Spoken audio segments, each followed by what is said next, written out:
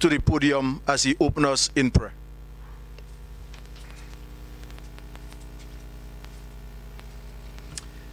Let us pray. Father, we invite your presence with us this evening as we take this time to celebrate another year of World Food Day. We thank you for bringing us through this year and for all that you have done. Lord, for the farmers, for the ministry, for all of the stakeholders that are a part of this great sector. We ask your continued blessings upon, Lord, all of our activities and our endeavors on a daily basis. We thank you for this opportunity to work to better every aspect of food production across this nation, O God. We pray for strength for the farmers as they labor in the field every day. We pray for the wisdom of God for those who administrate, the minister, the permanent secretary, and all the officers within the ministry, O God. Give us the wisdom that we need to walk, Lord, in this dynamic sector. We ask your blessings upon everyone who will participate in today's activity. We ask that everything, oh God, will go well, that at the end we will have reason to say it was good that we were part of this event.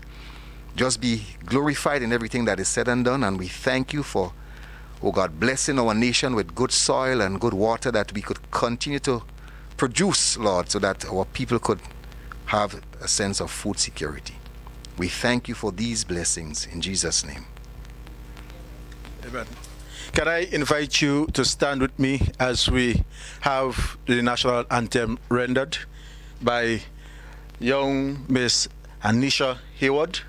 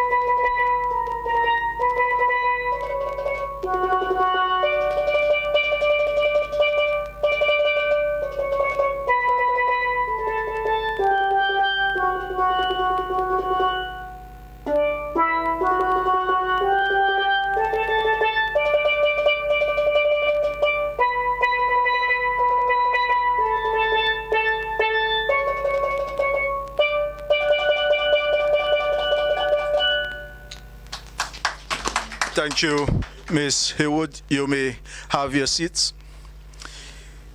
This year, World Food Day celebration is being celebrated under the theme, Our Actions, Our Future. Better production, better nutrition, a better environment, and a better life. At this juncture, I want to invite to the podium Permanent Secretary in the Ministry of Agriculture, Lands and Forestry, Mr. Elvis Morin, to do the opening remarks. Mr. Morin.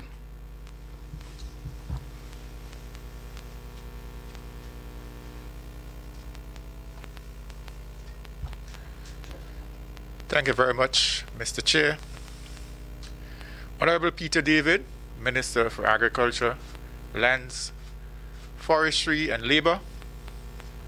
Honorable Yolande Bain Horsford, Minister with responsibility for sports, culture, the arts, cooperatives, and fisheries.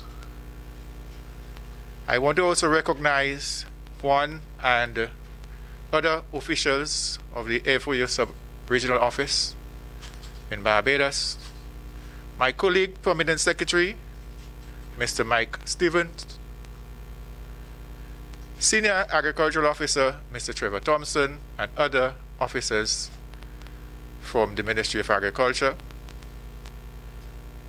Other persons join us live on the various platforms, members of the media, teachers, students, principal. A pleasant good afternoon to you.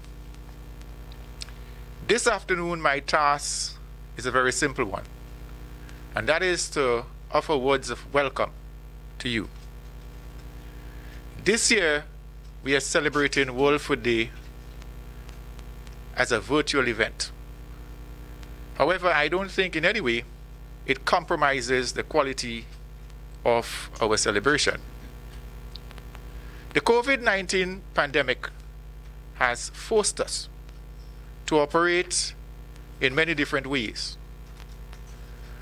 We always hold steadfast to the belief that while there are a lot of negatives with relative to COVID-19, we believe that this provides for us in the agricultural sector an ideal opportunity.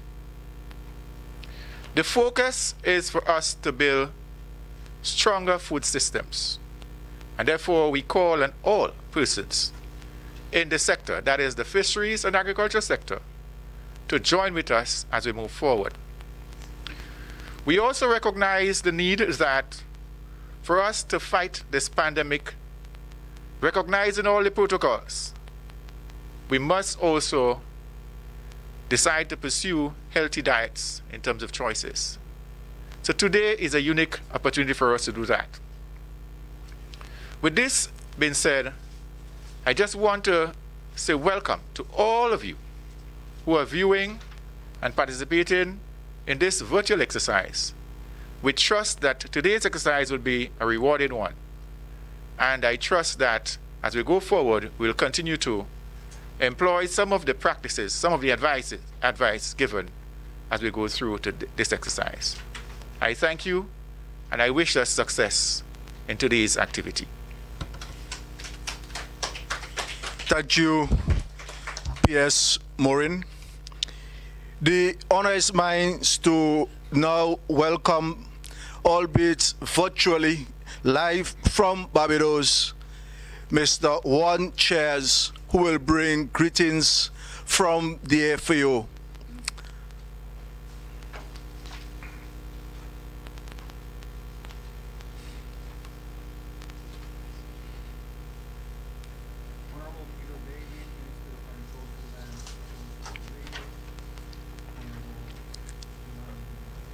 As we await the connection, and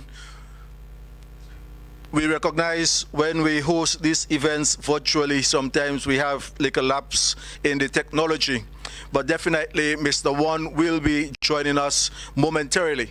But for the benefit of our viewing public, I want us to pay particular attention to the team, because all that we have planned for this afternoon exercise revolve around the team. And I think it is very timely and very relevant, given the circumstances that we are faced with as a nation, the challenges we are faced with as a globe, for a matter of fact. I speak specific to the COVID-19 pandemic, and the team says our actions are our future. What we do today, the decisions that we make, are definitely going to have long-ranging impact and effect on each and every one of us. The team focus on production, better nutrition, a better environment, and a better life. It is very important for a ministry, for a nation, and I'm certain that those of you listening to us live now can testify to the significance of that theme we are celebrating this year, World Food Day, under our actions, our future. Mr. Juan.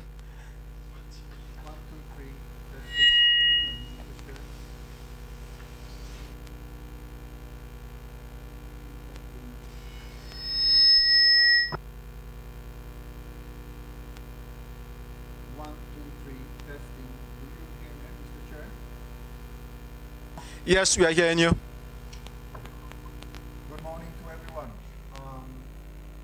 Minister of Agriculture.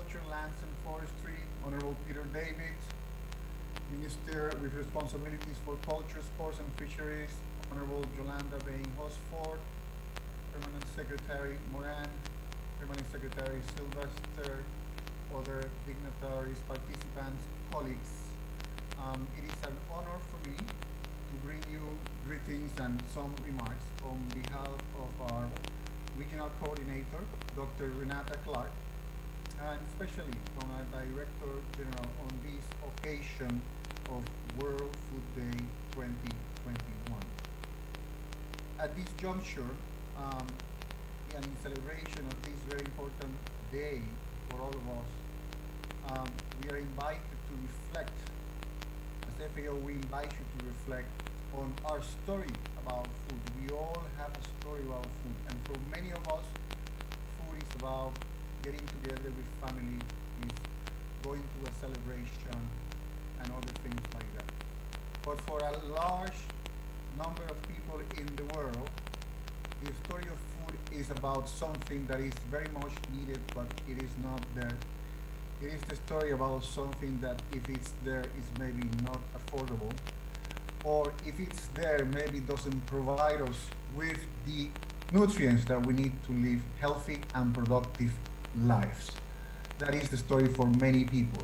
For FAO, our story starts with agriculture, and our actions in line with the topic and the theme of today is that our actions can impact the whole journey, every step of the way of agriculture.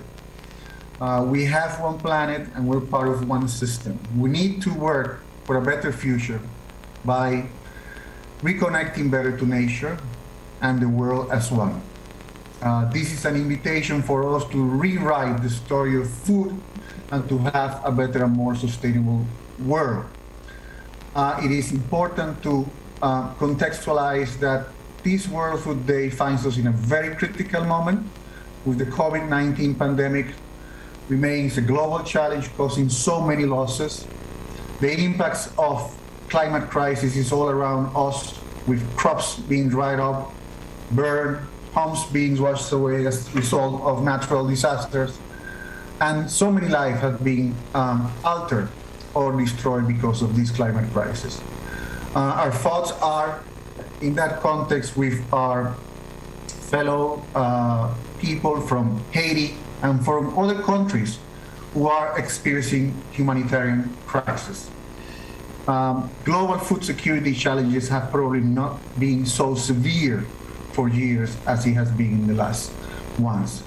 However, on a more positive note, in the past year, we have seen the resilience and power within all of us.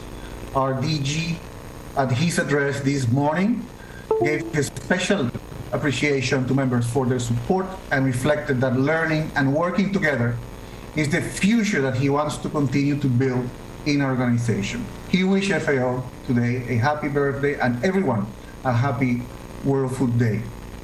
We at FAO have also prepared and positioned ourselves to better support members in dealing with shocks and challenges. In the context of our new strategic framework, 2022-2031, endorsed by FAO's 194 members, supports the 2030 agenda through the transformation to more efficient, inclusive, resilient, and sustainable agri-food systems for better production, better nutrition, better environment, and better livelihoods, leaving no one behind. To achieve these four betters, we need to preserve our biodiversity, address and mitigate the impacts of climate crisis, and produce the food we need in a sustainable way.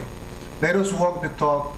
Let us take actions now. Either as producers, distributors, consumers, we all have the power to make a positive impact on the transformation of our food systems. Our actions are our future.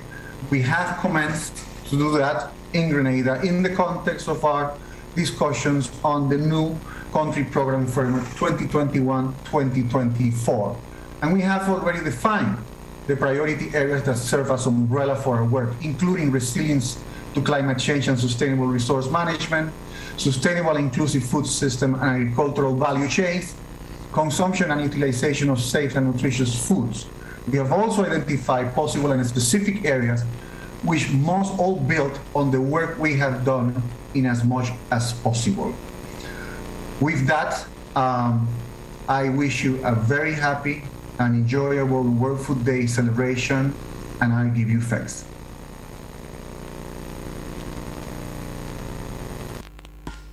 Thank you very much, and we convey our appreciation to you and the FAO for your remarks to us here today in Grenada. We remind everyone that this celebration is not just a local or regional celebration. World Food Day is celebrated all over the world on October 16th, but the 16th being tomorrow, a Saturday, we here in Grenada is celebrating this event on the 15th, which is today. At this juncture, I would like to invite to the podium the Honorable Minister Yolande Bain Hosford, Minister for Sports, Culture, the Arts, Cooperatives and Fisheries, to bring greetings to us.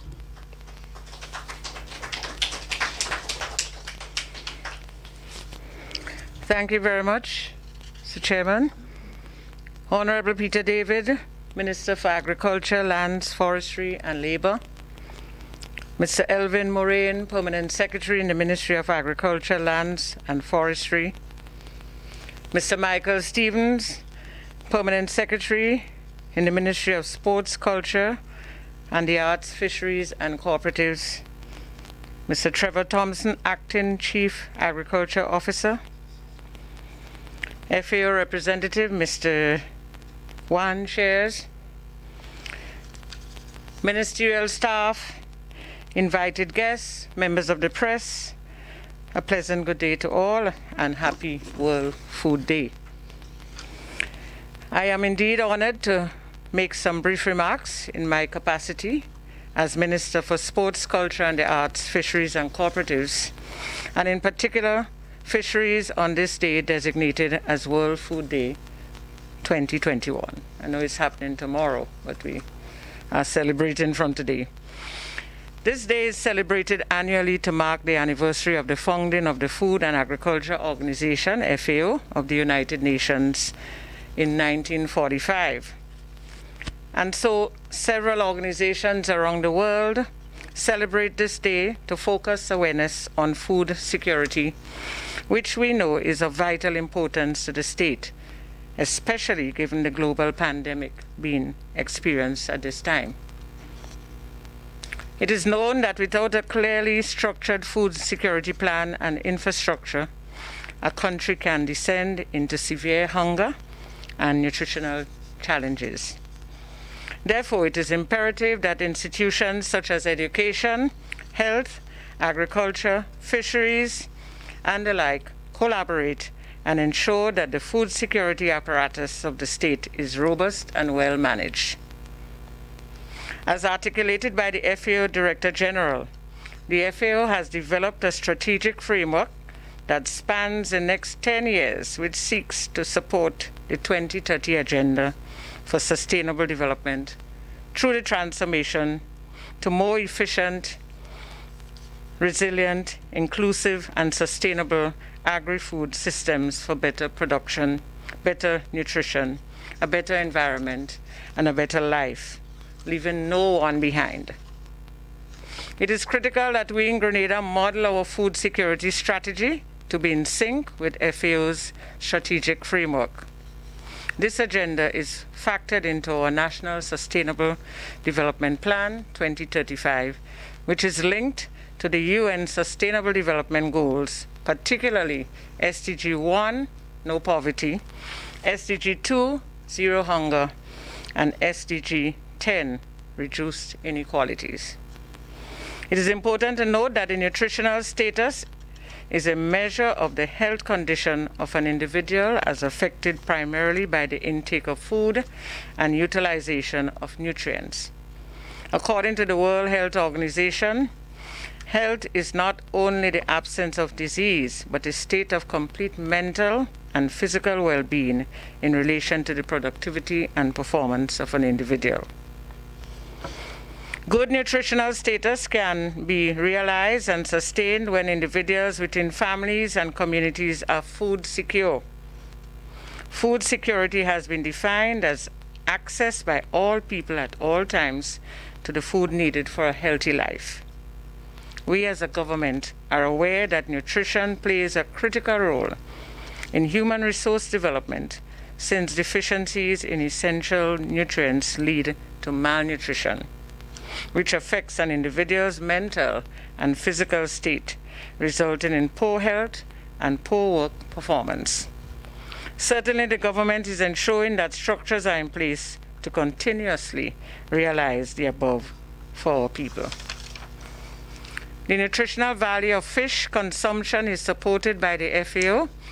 The organization has indicated that over 1 billion people worldwide rely on fish as their primary source of animal protein.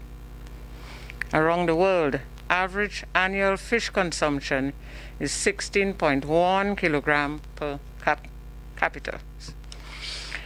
I encourage all to consume healthy foods and include frequent exercise. This has proven to enhance lives and livelihoods. So again, I want to wish us all happy World Food Day to all. Thank you, Honorable Minister, for your remarks to us. At this juncture, the honor is mine to invite to the podium Honorable Minister Peter David, Minister for Agriculture, Lands and Forestry and Labour, to deliver the feature address. Minister, the podium is yours. Thank you, my dear brother. I'm not sure how much of a feature the address will be, but I will do my best to satisfy the designation. First, let me recognize those who have gathered here at the Ministry of Works conference room, and those of you who are joining us via various virtual platforms. As you're well aware, the world has changed, so the people in front of me are not necessarily the people who are listening. But before me, the Minister, Yolande Bain Hosford, Minister for Sports, Culture, Fisheries and Cooperatives, and a long-standing Minister for Agriculture herself. It's a pleasure to have you here with us this afternoon among your old colleagues, other cabinet colleagues who may be online, Senator the Honorable Roderick Sinclair, His Excellency Dr. Wei Ho-Tian, Ambassador of Extraordinary Plenipotentiary, People's Republic of China, and other staff of the Chinese mission. My dear brother Elvis Moraine, Permanent Secretary, Ministry of Agriculture. Michael Stephen, Permanent Secretary, Ministry of Sports, Culture, Fisheries, Cooperatives, other Permanent Secretaries who may be on. Juan Chavez of the Food and Agricultural Organization, Mr. Derek Charles, ICA, National Specialist, Reginald Landell of CARDI, National Coordinator CARDI, representatives of the Chinese Cultural Mission, officers of the Ministry of Agriculture, members of the Diplomatic Corps, students, farmers, fishers, agro-processors, aggregators, suppliers. And before me, my dear brother Godfrey Augustine, who is hosting this event this afternoon, and I see he's also down to make some remarks. I am not sure if he's a farmer, but if you are, welcome. If not, please become one. I know your brother is a farmer. Other invited guests, members of the media, ladies and gentlemen, good evening. I am pleased to address you on the day when the world celebrates food and agriculture, what George Washington, America's first president, referred to as the most healthful, most useful, and most noble employment of man. Having spent the last year learning about agriculture, actually being a student of agriculture, I fully agree with President Washington's remarks. Colleagues, last year I had the pleasure of addressing you at my first World Food Day celebrations as a new Minister for Agriculture. This year marks another first for me as I address you at the first ever virtual World Food Day celebrations. Comrades, this year World Food Day finds us at a significant and critical moment. The COVID-19 pandemic continues to be a national and indeed a global challenge, causing untold loss and suffering. The pandemic has profoundly affected our communities on an economic, social, and psychological level. Permit me this opportunity to express my deepest and sincerest condolences to our brothers and sisters who have lost friends and family members during the period of this crisis. May God grant you peace and give you strength to cope. Friends, while COVID-19 has taken the spotlight over the last 20 months, the ever-present threat of climate change and increasing weather variability continues to negatively impact member states. Those of us classified as small island developing states, however, continue to be disproportionately impacted. Our brothers and sisters in Haiti can attest to this reality. We continue to stand with the people of Haiti as they continue to grapple with various humanitarian emergencies that have beset their nation. In the coming weeks, the world will gather in Glasgow, Scotland for COP26. It is my earnest hope that concrete measures will be put forward to assist small island developing states in dealing with the impacts of climate change and assist them in their efforts to achieve the four betters: better production, better nutrition, better environment, and better lives and livelihoods for their people. In spite of the many challenges of the last year, we have seen the resilience and strength within all of us. For this, we express our gratitude to all of our hard-working farmers and fishers who continue to produce in spite of the many challenges. Today, we celebrate our agribusiness heroes as we join with the other member states of the United Nations and the Food and Agricultural Organization in celebrating World Food Day 2021 under the very appropriate theme, "Our actions are our future: better production, better nutrition, better environment, and better life." Therefore, I take this opportunity to congratulate the FAO Director General, Mr. Kook Dongyu, on the leadership of the FAO for skillfully guiding the organization through another challenging year in the era of COVID. Comrades, a world facing escalating threats demand that all member states of the UN family act with alacrity to safeguard life, transform our agri-food systems to build greater resilience to socio-economic and environmental shocks, and lock in sustainable outcomes. The FAO, through the development of its strategic framework 2022 to 2031, has articulated a vision of a sustainable and food-secure world for all in the context of the Agenda 2030 for Sustainable Development. This strategic framework will guide the FAO's work in member states to achieve the transformation to more efficient, inclusive, resilient, and sustainable agri-food systems for better production, better nutrition, a better environment, and a better life. Comrades, Grenada has also developed plans in the context of Agenda 2030 for Sustainable Development. The National Strategic Development Plan 2035 and the National Agriculture Plan 2015 to 2030 are our roadmap for developing the agricultural sector and the overall economy. But as is always the case in the area of sustainable development, the proof of the pudding is always in the eating. Because the best made plans without concrete and implementable actions are of no real value. The government of Grenada, very conscious of the fact that our actions are indeed our future, has embarked on a series of concrete actions that will contribute to the achievement of the four betters. In terms of achieving better production, permit me to highlight just two initiatives. Government has approved a 10-year rehabilitation plan for the Granbrier Estate.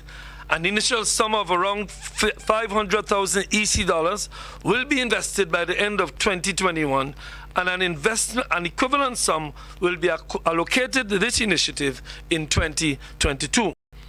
This project will increase the availability of food, therefore improving our food security. In addition to Granbrier, government continues to work with a private sector investor to develop the Bellevue Estate into a profitable economic unit that creates sustainable livelihoods for persons in a rural community, generates increased levels of foreign exchange from the export of economic crops, and bolsters our food security through the expansion of staple crops. Government has also invested in improving road access for farmers by commencing the implementation of the $46.8 million Grenada Agriculture Feeder Roads project in 2021. So far, work has commenced on 5 of the 11 roads and on 1 of the 3 bridges earmarked for rehabilitation under this project. Upon completion, this initiative will improve access to hundreds of acres of fertile land. This will boost production of economic crops for export and domestic markets. Friends, as it pertains to better nutrition, we continue to support the Grenada Food and Nutrition Council's efforts to promote food-based dietary guidelines. Government has also expended some $1.2 million to propagate over 58,000 plants for distribution in 2021. This initiative seeks to make fresh fruit, nuts, and spices more widely available and accessible to the nation's population. A better environment is critical as all other betters are dependent on it.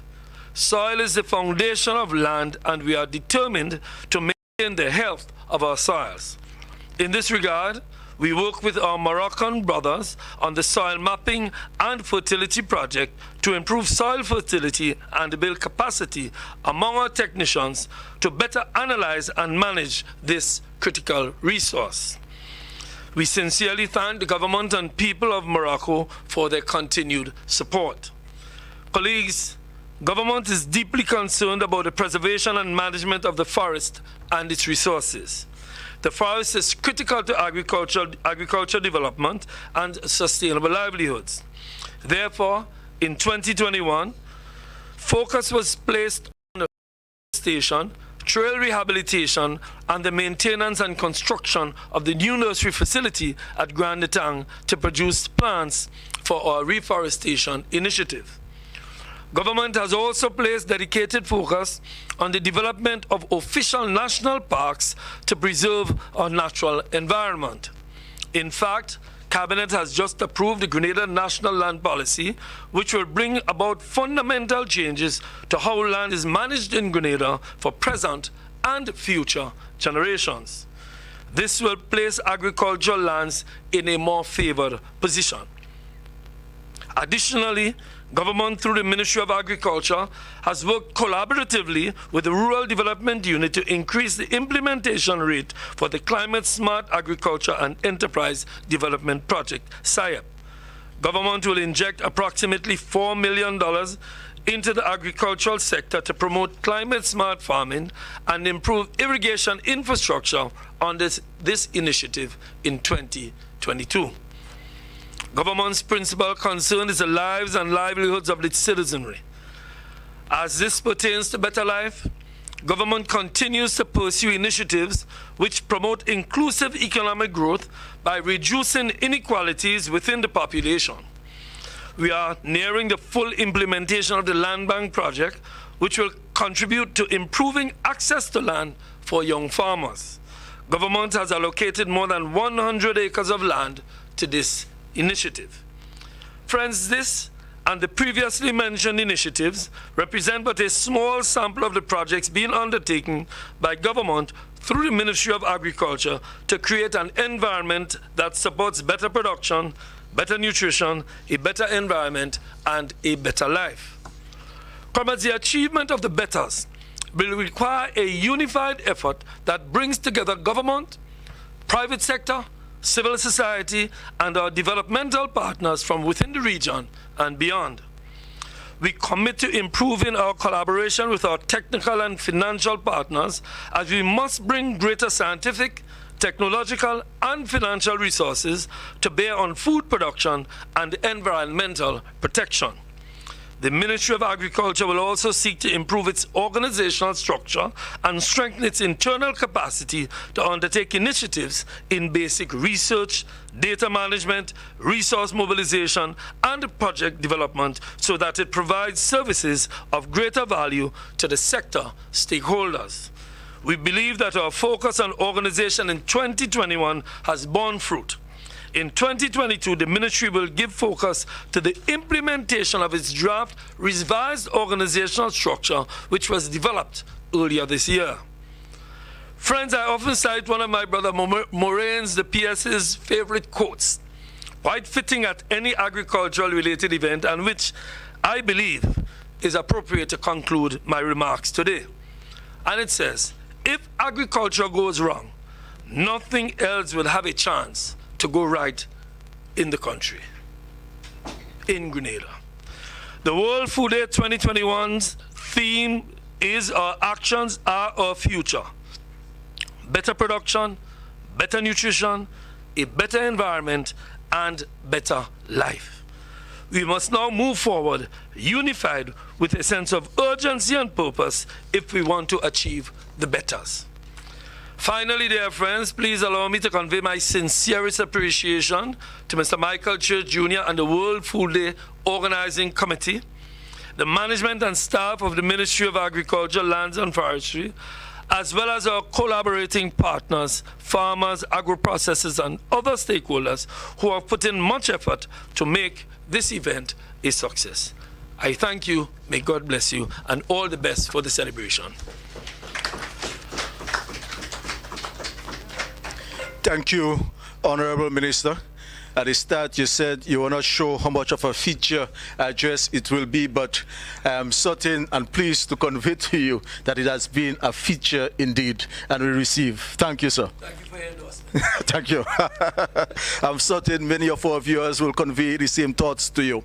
At this time, we are pleased to have greetings from the Honorable Prime Minister, Dr. Kit Mitchell.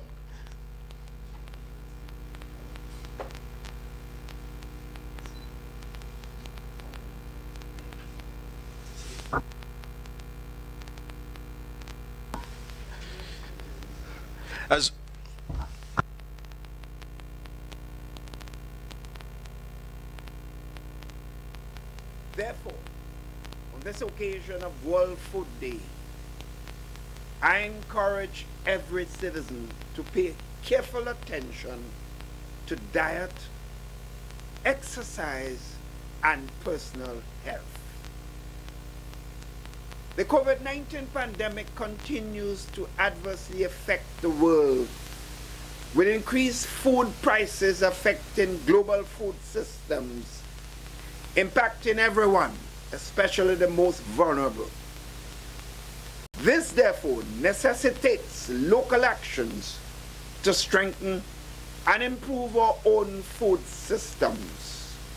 The government of Grenada welcomes and remains willing to support innovative investments in the agricultural sector as we aspire towards better nutrition, a better environment, and a better life. I use this occasion, therefore, to implore upon farmers, fisherfolk, input suppliers, financial institutions, government and non-governmental organizations to recognize the need for us to work together to strengthen and develop sustainable food systems and reduce our food carbon footprint as we work towards the attainment of Sustainable Development Goals, SDG number 2. And I quote, end hunger, achieve food security.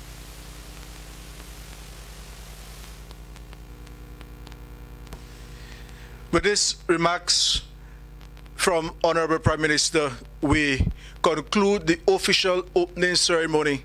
And to bring the curtains down, I want to invite to the podium Ms. Lauren St. Louis to do the vote of thanks. Ms. St. Louis.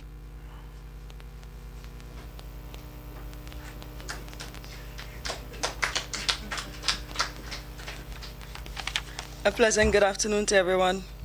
It is my pleasure to say thank you. Thank you to the organizing committee led by Mr. Church. Thank you to our chairman this afternoon for chairing this session. To our ministers, Honorable Peter David and Honorable Yolande Bain Hosford, to our both PSs, Mr. Mike Stephen and Mr. Elvis Moraine, and everybody else who had a part in making this whole celebration what it is. I have one quote from John F. Kennedy, and he says, "As we express gratitude, we must never forget that the highest appreciation is not to utter words, but to live by them." And this quote goes directly into what our theme for World Food Day this year is, which is our actions are our future. Better production, better nutrition, better environment, and a better life. Thank you.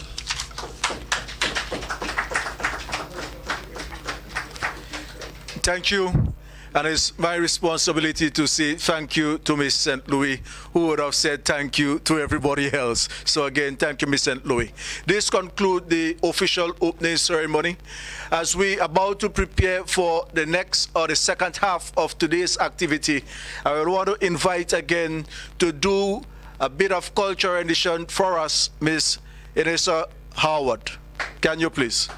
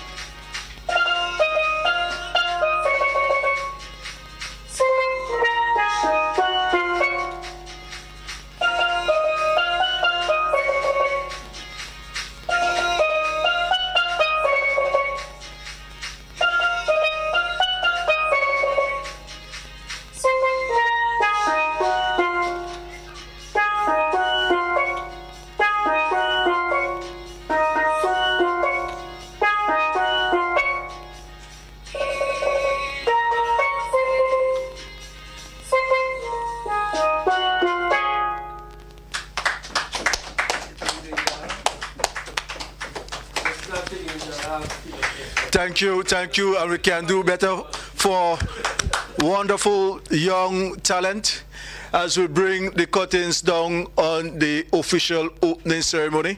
We take a short break, and I just want to invite you to remain with us for the second half. Do you want to stay up to date with all that's happening in Grenada? Then tune into the Government Information Service on channels 12 or 22, or follow us on our live stream gov.gd/TV. Get in the know with government press conferences, informative interviews, community projects, the national report, and much more. The Government Information Service, keeping the people of Grenada informed. Government, private sector, civil society, academia, farmers, the Ministry of Agricultural Lands and Forestry, in collaboration with the Food and Agriculture Organization, invites you to World Food Day 2021, the virtual edition, under the theme, Our Actions Are Our Future, Better Production, Better Nutrition, a Better Environment, and a Better Life. Join us October 15 from 9:30 a.m. via Zoom, Facebook, GIS, and Real FM as we recognize and celebrate the many successes of the agriculture sector.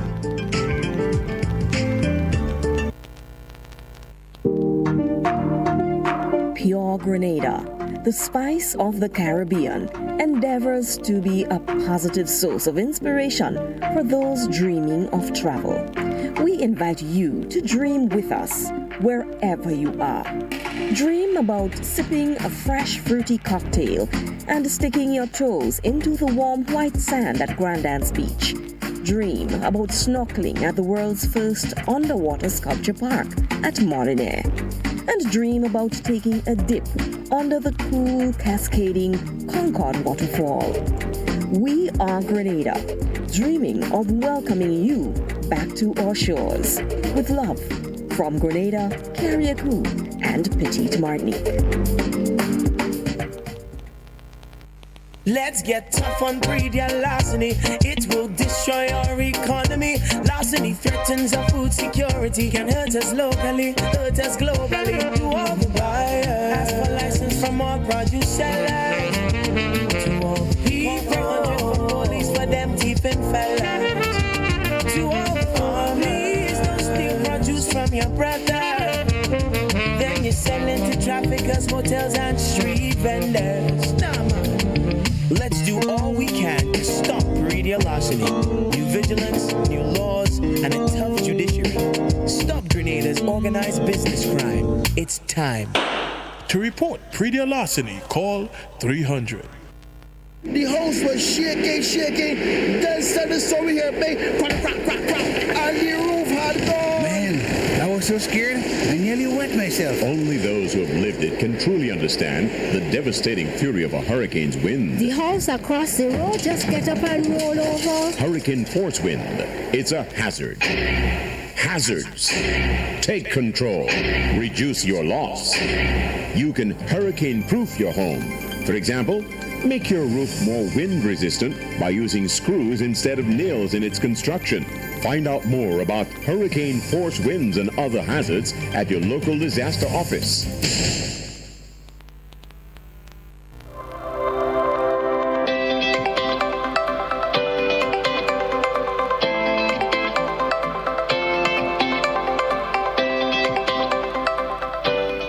Hey Jaden, I heard you did a wonderful project on healthy and unhealthy snacks. Can you tell me the effects of unhealthy ones?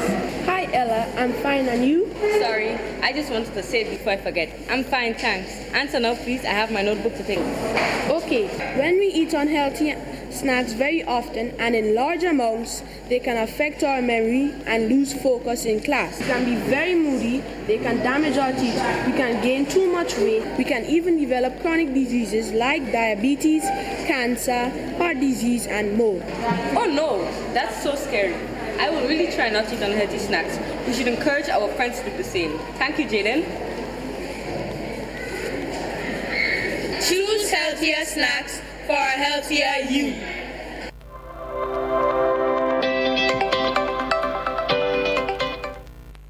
Stop the spread of germs that can make you and others sick.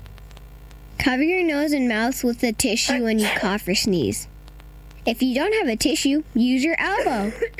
Wash hands often, especially after coughing or sneezing into a tissue.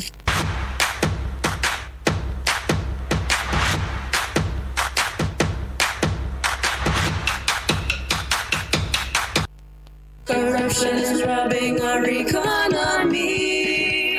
People are gaining from dishonesty. Stealing is a form of corruption, and it is wrong. Wrong is always wrong, and you must not support it. You must stand up and speak out against it. Report it. Corruption, do not support it. A message from the Office of the Integrity Commission.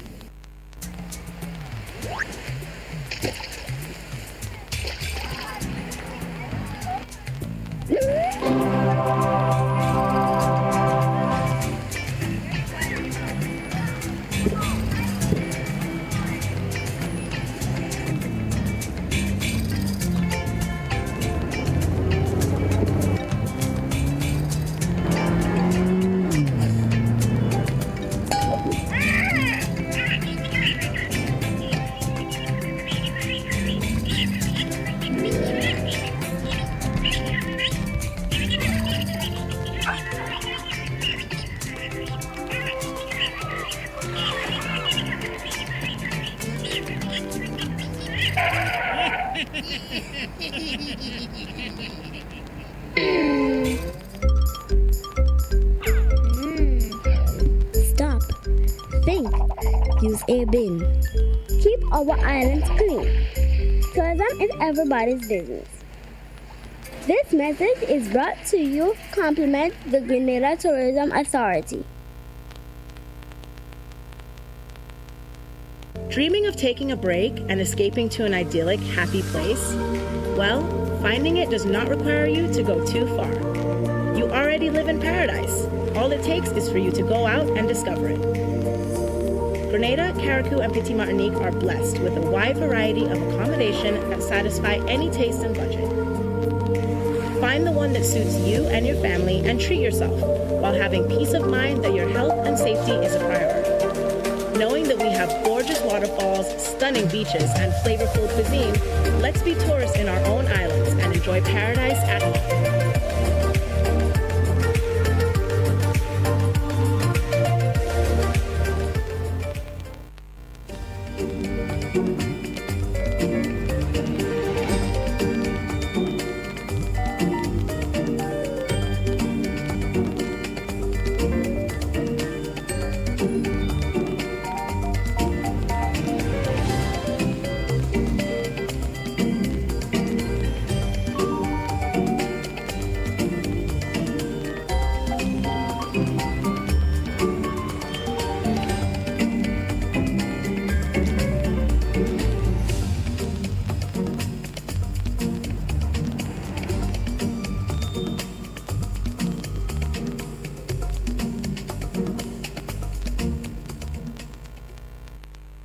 Stay up to date and informed with the latest developments in Grenada while on the go. Subscribe to the Government Information Services social media platforms. Get updates on your mobile devices for our live programs, news, media conferences, and much more. The Government Information Service, keeping the people of Grenada informed on the go.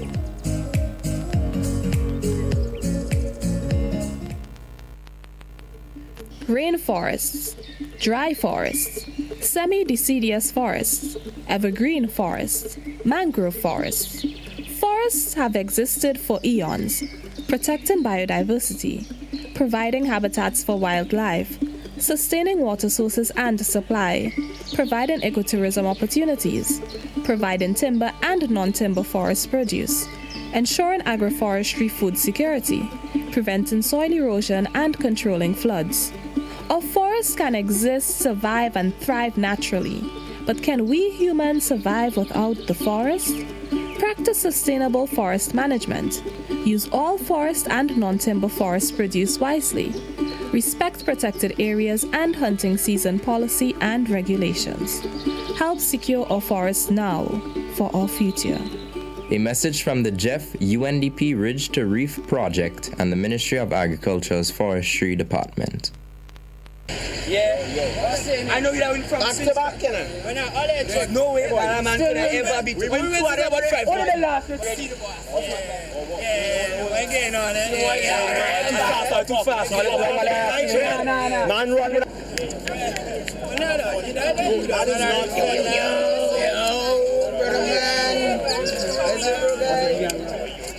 Yo, Rennie, hold on. Rennie, I got the same girl. You have all that amount of boyfriend. In truth. That's your chance. Hold on. It's the walk. Alright.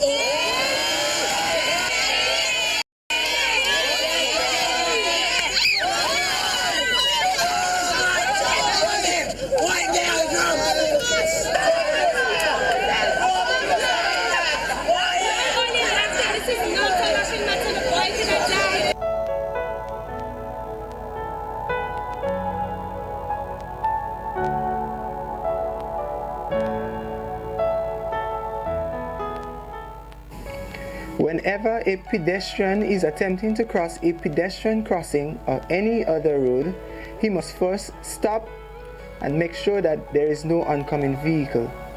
However, if there is any oncoming vehicle, he crosses briskly from one side to the other. If there is any vehicle proceeding, he ensures that vehicles come to a complete stop. After that vehicle comes to a complete stop, he crosses briskly from one side to the other. Remember, your safety comes first.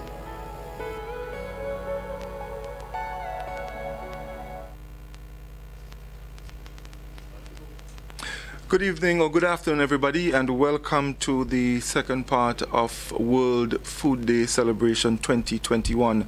I am Godfrey Augustine, and I will be taking you through this second segment. And we do have quite a bit in store for you, rather exciting, and we trust that you would stay with us throughout the course of the afternoon. The first item on the agenda in this segment, a segment on technology in agriculture, and I have with me Mr. Trevor Thompson. He is the Chief Agricultural Officer, and I'll be chatting with him a little bit on that. And a little later on, we do have an exciting video for you. Also, the schools will be part of that. They'll be tuning in for that because it is very relevant and pertinent for our children. So, Mr. Thompson, welcome, and it's a pleasure to be with you. Thank you very much, Godfrey, and it's a pleasure for me to be here with you. Yes, indeed. It's a pleasure for me to be with you. Indeed. I just want to reiterate the theme for this year's World Food Day celebration. And, when I looked at it, I can recall that from its inception, World Food Day was organized to end world hunger. And I'm certain our Ministry of Agriculture here in Grenada, is side by side with the rest of the world in playing our part in doing that, of course, here in Grenada. So our actions are our future. Better production, better nutrition, better environment, and a better life. But Mr. Thompson, one of the issues that have always come up as it relates to agriculture here in Grenada is probably not enough use of technology in our sector. Let's talk a bit about that. As the Chief Agricultural Officer, where are we as it relates to the inclusion of more technology in the sector? Well, I think the challenge for us living in small island states has always been not so much the adoption of the technology, but maintaining the technology, because everything we need to keep that system running has to be brought in, and oftentimes that takes time. If something goes wrong with, let's say, an automated irrigation system or an automated greenhouse facility, the farmer runs there's a possibility that he could lose all of his crop before he gets that part to keep that system running, be brought into the island. I think what has happened over the last couple of years is because of the change, we basically have become a global village, as we say. So transportation and the movement of people, etc., the amount of flights coming into the country, that has helped in making the technology more accessible and to keep them running all the time. So, for example, we are moving a lot into irrigation, and we have seen that the cost also of the production of those irrigation equipment, the pipes and the fittings, etc., has reduced substantially. So it has become more affordable for the farmers in Grenada.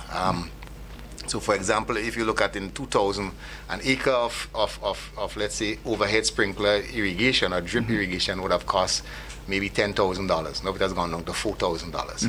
So the cost, because the cost of the technology has reduced, it has made it more accessible to the farmers. The issue of using protected agriculture, or what we call shade houses or greenhouses, that in itself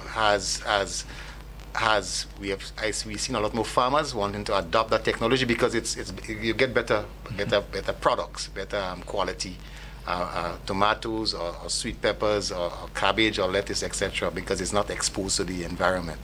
So but the cost of those was extremely expensive. The cost of those have gone down substantially. So if you want to do a 60 feet by 30 feet greenhouse, whereas before that may cost you $23,000, that would be like $13,000. So it's working now in the favor of the farmers. Yeah. Mr. Thompson, we have a lot more to talk about, but we do have a special feature video on technology in agriculture, a Grenadian perspective. So let's go to that, and following that, we'll chat some more about technology in agriculture. Good afternoon, everybody. Today we are here speaking with Mr. Derek Penny. He is known for his expertise in hydroponics, and today he's going to show us a little bit about, how he does his system, the crops that he plants, and give us some information, general information about setting up of the hydroponic system. So, Mr. Penny, can you please introduce yourself to the virtual audience? Well, as was said, I am Derek Penny. I am presently engaged in hydroponic farming. This is not all I do. I actually do traditional farming, but I've also begun about 5 years ago doing hydroponics. Prior to that, I used to be a lecturer in the education system. Could you explain to us, what would you say, how would you describe hydroponics? What would you say is hydroponics? Well, hydroponics basically is growing crops using nutrients in water. The main, how should I put it?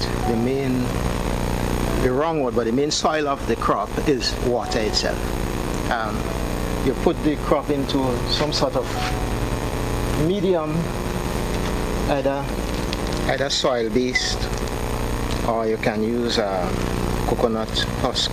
They call it coconut coir. You can use root cubes and so on. But once you put it in, the roots get into the system, and water is placed into the tanks, and the plant grows on the basis of the nutrients in the water alone. Could you explain your setup for us, your hydroponic setup? Well, we can start with the tank. I have a 400-gallon tank here.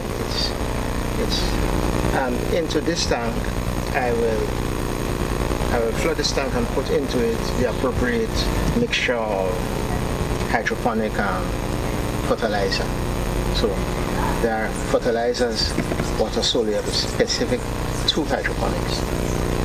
And I will put the appropriate quantities in there, and that will serve the plants until it is absorbed, and then I will fill it again. I use a water pump to pump it in to the system. At the moment it is non-circulating, but prior to this I had it where the waters would come from the pump, starting in the top here, into the systems. It will run off from there, up there, and run down and come back into the tank, so none of the water will be wasted. Okay, so this is the system I have. What about the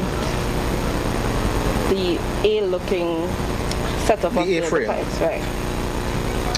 Well, this is called an A-frame because it's shaped like an A.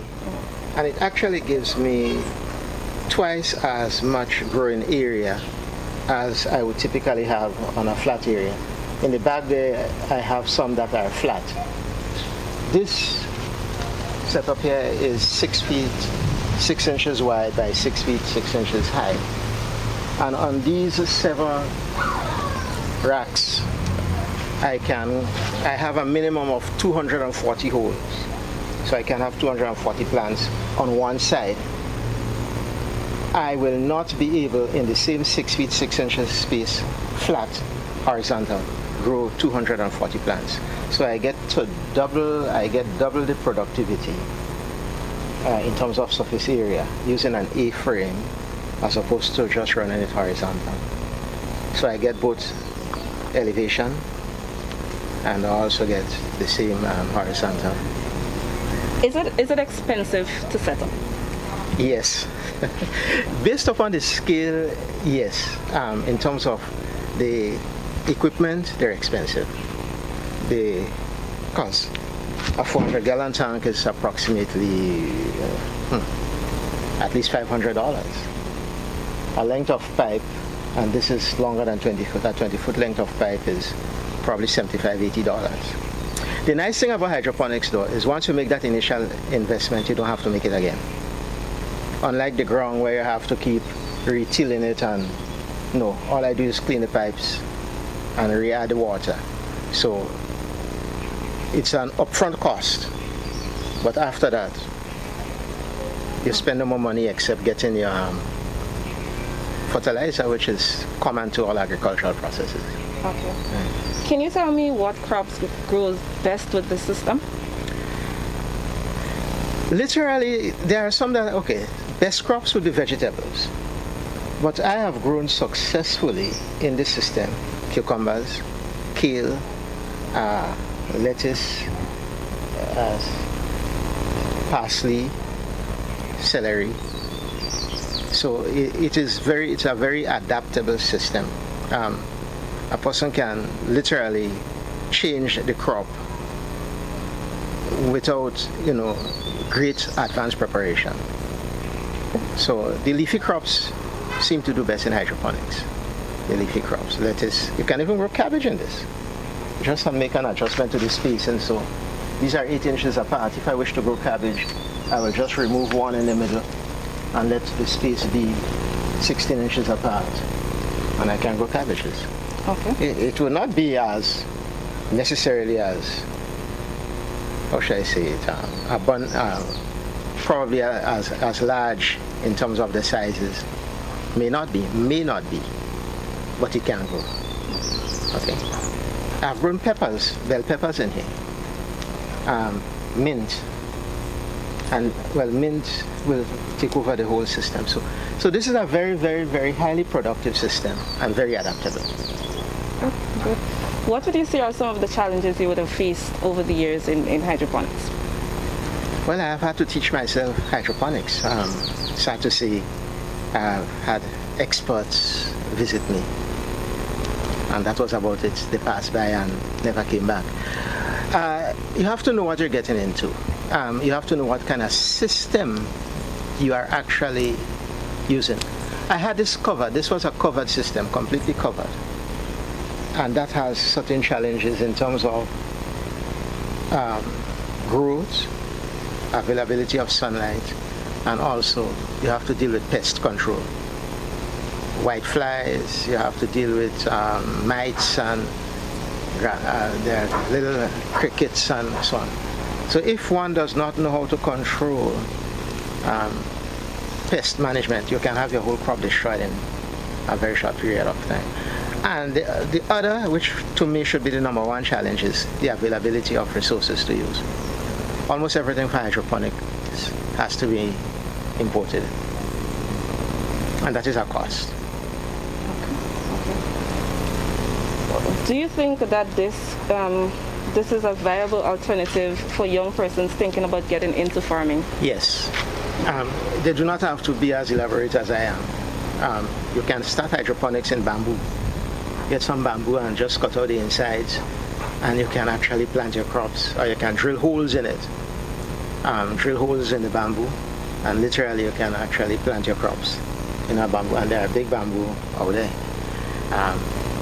So one can start that way. It doesn't have to be expensive. And do you think that this is something that schools can get into? Easily. Actually, last year a teacher with some of our students came because they wanted to see what was going on here. It looked much better then than it is now. And I actually gave them a miniature hydroponic system. Okay. I took a length of pipe about, this would be about 5 feet. 5-6 feet, and I capped it, and I gave them some of the solution that I have here, and I gave them some plants, and they said they actually grew very well. All they had to do was just add the water and leave it alone. Nothing else, just add the water. They left it alone, and by the end of the school year they had very lush growing lettuce. That was what I had at the time. So it's very easy to use within the school system. It doesn't have to. And it will interest students, I believe, because what they are looking at, instead of going out there weeding and pulling out a lot of weed, and wading through bush, all they have to do is just ensure that there is the water component. That's critical. Make sure the plants have an adequacy of water, and that's it. Okay. Mr. Penny, what more do you think the Ministry of Agriculture can do for you as a farmer? What more can they do? People in the ministry who have expert training should be visiting more regularly those of us, not myself alone, who have these kind of systems, because they would have had training that a lot of us would not have been exposed to. I had to learn the hard way. The problem is, to me, it's not whether or not they know as much as, but if they are willing to learn, they can come along and work with the farmer. They can partner with people who have these systems. And so once they partner with them, they will be learning even as they are giving, professional guidance to the farmer who is doing the work. So that's one way they can help. They do not have to necessarily be people who are planting the stuff, but they have theoretical knowledge which they can bring to bear in the practical arena. Yeah. Okay. Well, thank you very much, Mr. Penny, for your time and for your information that you have discussed with us. Guys, there we have it. We have been speaking with Mr. Derek Penny, hydroponics expert, if I can say so. Thank you very much. Goodbye. Yeah, thank you. Welcome back. A very interesting feature on hydroponics. Mr. Thompson, looking at this, actually I was glued. I saw some things there that I never saw before.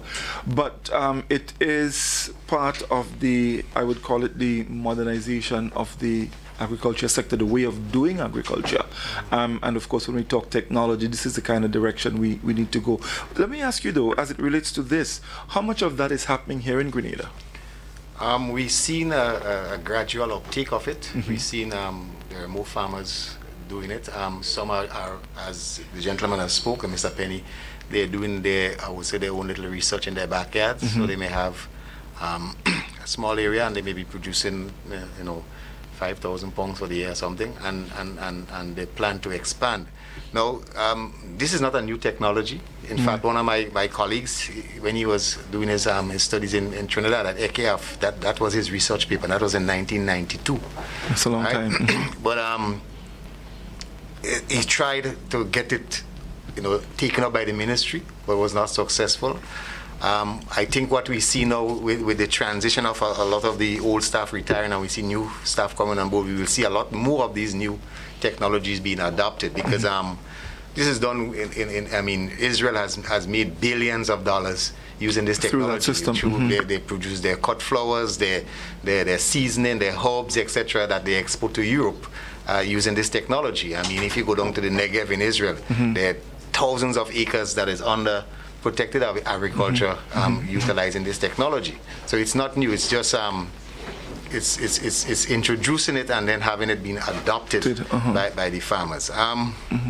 And he did say that once you get started, it becomes extremely easy. The difficulty or the cost and so involved are up front. But once you get it up and running, it's just smooth going. But I want to go back. We have 2 other videos that we want to share with our viewers and listeners. And just to remind you folks that you can join this celebration activity on the GIS channel, also on the GIS Facebook page. It's also on GBN channel 711, GBN's Facebook page, and also on GBN's K105 FM and on Real FM as well. So you can join us there and be part of all this activities taking place here in Grenada for World Food Day 2021. Mr. Thompson, quickly before we go to the other video, earlier you mentioned about irrigation, and you also mentioned the systems involved are kind of working in our favor now, that is farmers.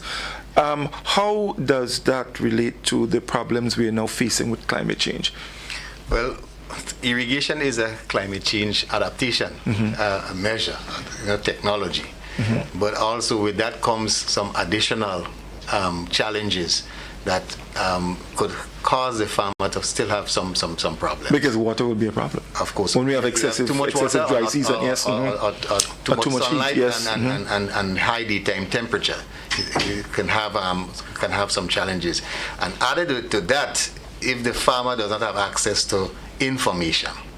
So that is why the ministry has installed a completely new hydrometric network, meaning a new set of weather stations, all automatic, where you can get real-time data on climate, meaning rainfall, temperature, humidity, soil moisture, etc., available to advise the farmer now on how he should irrigate. Because when you're using irrigation, you have to think about irrigation scheduling, how you schedule it based on soil moisture, how much moisture that's in the soil. Right, but I don't want us to get talking because we're going to just bypass everything else. We have another very interesting video we would like to share with you folks, so let's go to that video now, and after that we chat a little bit again. So stay with us.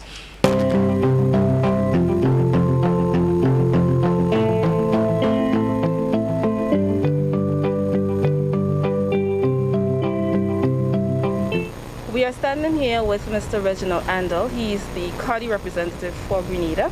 And we're just going to ask him right now to introduce himself, tell us a little bit about himself, and a little bit about Cardi. Well, telling you about myself is a long story, so I have to cut it very, very short. So just tell us how long you have been with Cardi. I've been with Cardi over 30 years, actually, so that's a long time. Okay. And for the persons who don't know, for people who don't know, what is Cardi? What does Cardi do? Cardi stands for the Caribbean Agricultural Research and Development Institute. And that was started in 1974 by the CARICOM government to look into the applied agricultural research and for the Caribbean, and also to help develop agriculture throughout the Caribbean. So in a nutshell, that's what Cardi is all about. And so Cardi's finance, its co-financing comes from the CARICOM government, but also we have project financing, which we get from, for example, international aid agencies that we have had, for example, from the European Development Fund, from the USAID, from CEDA, etc., over the years. We also accept financing from private concerns who wants us to do some particular work for them. Okay. So we do private consultancies also. About 5 years ago, we established a subsidiary, a commercial subsidiary called CASH, which looks at raising or commercial funding for Cardi through commercial activities. So let's turn our attention to this structure here. What exactly are we looking at? Well, this is a greenhouse structure which which, as you see, it says Greenhouse Limited Turnkey Solutions. We got this greenhouse structure under the PPCR project, the pilot project for climate resilience, which is financed by the World Bank. So they gave us this structure for a number of reasons, but the main reason was to help support the development of the cassava industry in Grenada so that this structure can be used to produce quality planting material for farmers. Mr. Thompson, an additional technological measure, and slowly we're moving away from the traditional way of doing things, because clearly the traditional method is not attracting young people into the sector. The tech-savvy young people, they want ways they can probably do less manual labor but produce more and make more out of it. So we saw the hydroponic system, we saw a little bit about the greenhouses and all of that. What other technological measures are part of the agricultural sector's program here in Grenada to assist farmers? Okay, well, the challenge for Grenada is the lack of flat lands. Less than 10% of our lands is flat. So that means a lot of the agriculture has to be on gently sloping or sloping lands. And that in itself has some challenges. The good thing about it is that with irrigation, that is not a real factor, because you can factor that into your calculations and determine what size pump you need, etc. type of system. But a gentleman called me the other evening and he said, Godfrey, that we don't. There was a time when we used to do what we call contour drains on the landslide to help manage water. Is this something of the past? No, we've just rebranded it and called it climate smart agriculture. Oh, all right, there we go. That's what it is. With some modernization of some of the practices. So those are a great method. We in the big world, they use a lot of what we call mulches. We're using plastic mulch, but here we use more vegetative matter. So that's still a good practice. The issue of mechanization in agriculture, there are a lot of new, small but powerful machinery that you could use on slopes, etc. That farmers don't have to do the back-breaking work of the past. And then if you're doing vegetable production, you use what we call permanent beds. There is no need for a farmer to have to plow his land every 6 months or every year. He could construct permanent beds, and he just rotovate it, gentle rotovation at the end of the year, and he gets good yield. I think the challenge is the struggle between farmers determining what's their yield, what's their production per acre, and that's where the data collection is so important, taking into consideration your cost of production, your labor, your inputs, etc., so that we could really advise and say, if you were to cultivate this 1 acre plot, this could be your you can get X amount of yield from it. If you grow these kind of crops. And then crop selection, seed selection, that is so important with the new technologies we're talking about. Right. Because the seeds you use in a greenhouse is different to the seeds you use in the open field. But quickly, greenhouses, weren't they originally made for excessively cold climates to keep out the cold? How did we get them here in the tropics? Originally, yes, but then the Israelis who have panned a lot of the technology, they started using them in the Negev desert, etc. And then it moved to the Mediterranean, and now it's in our tropics all over the world. Okay, so it's just with the type of material they use for covering that will determine their use. Let's go back to the video and see some more of what was happening with Kadi. There's another feature in here which helps to cool the nurseries to reduce the heat, and that is that reflective netting, for want of a better word, Sarah netting. That reflective Sarah netting up here. So it reflects the heat from the sun back up into the roof, and the hot air will go out through the split in the roof. Okay. So there are some systems which uses fans to cool the structure. But this one doesn't use fans, it uses the reflective netting in addition to the split in the roof so that the hot air goes outside. Mm-hmm. Tell us about, explain to us how the irrigation system works. Well, this is a trickle irrigation system, which, well, it is on right now. If your camera can zoom in to where the lines are dripping, the water is dripping. See, like the water is dripping out here. A trickle irrigation system which sends the water right down into the root zone. No water goes all over like a sprinkler. It doesn't go all over and create more weeds. And also, no water is touching the plant. Water touching the plant can also create fungal diseases through that water touching the plant.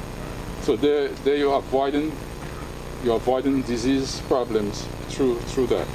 So that gives you disease control right away, automatically. And you're also conserving water? You're conserving a large percentage of water, and the water going directly to the root zone where you want it. And you can also add fertilizer in the water so that the plant is fed automatically through the watering system. The pumping system for this is not located inside. We have it located on the outside, where we do the pumping of the water. We have water stored in tanks for if in case there is no water in the lines. Then also from rainwater harvesting into the tanks, you have that. And then we have the fertigation system to fertilize into it. We could show it afterwards. Yeah, we can go there afterwards. How is this compared to how you would manually get things done here at Cardi? Well, if you are doing out in the open field where you have one rainfall, the rain falls all over the soil surface, and therefore you get a lot more weeds growing all over the soil surface. If you notice, most of the weeds here, although they're tiny, they are growing along the irrigation line. That means that's where the water is located. And so your weed control cost is very, very much less compared to an open field where rain falls and water gets on the entire area. In addition to that, for weed control, you can use a plastic mulch, or you can use coconut fiber mulch, which we don't practice a lot in Brazil actually. So that mulching keeps down your weeds again, so that gives you added advantage. Okay. Could you explain to us what this line, I mean, what is its use? Well, this is a plastic line, and actually it's a very low cost and efficient system for staking your plant. For example, in this case we have tomato, you may have beans, you may have cucumbers, cantaloupe, which you want to raise off the ground. So usually in the open field practice, the farmer would cut stakes, wooden stakes, and plant in the ground, or you may use stakes with twine and so on. A number of different stakes along the field. But in this case, we stake in each plant using this plastic. And it's very easy to install and remove.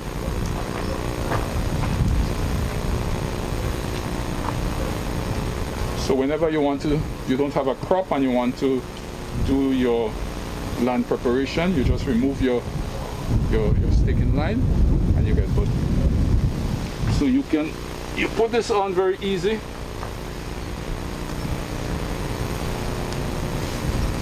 Then as the plant grows taller and taller, you remove the line and you will put it higher and higher. Okay. So it's very easy. And this staking system actually would last a lot of years. Okay. So that's one cost you have there, which lasts you a lot of years. Wood would rotten in a relatively short time, and so you have the added cost of replacing your wood. But this is not being replaced for maybe 20 years. Okay. And Mr. Endo, do you think that this greenhouse and its benefits would work well for the school system? Well, it works well for any system where you want to grow crops, especially vegetable crops. It works well for any system, whether it's in the school, whether it's your forage, or whether you are a commercial farmer. It works fantastic for commercial production, you see, because you're also controlling the weather, the rain that falls on your crops. A lot of farmers complain about in the rainy season that the tomatoes cannot bear properly and so on, lettuce being beat down by the rain and so forth. So this is a protective measure. So you find you can get very much higher yields in the system. And then your cost of growing a crop is much less. Right, so I was about to ask you, what is the cost that comes with actually operating a greenhouse or setting up a greenhouse? Well, you have the capital cost or the cost of the building, right? Now this building costs close to $60,000, right? So you have that capital cost. Then one also have to, before you set up, go into the expense of setting up a nursery building, because this is very expensive. You also have to look at the market, the crops that you want to grow, the market, and you do a calculation as to how much you're going to produce and what you can sell for, and so how much the return that you can get over a number of years to repay one for your building and also to repay your recurring costs and to give you profit every year or every crop as you go on.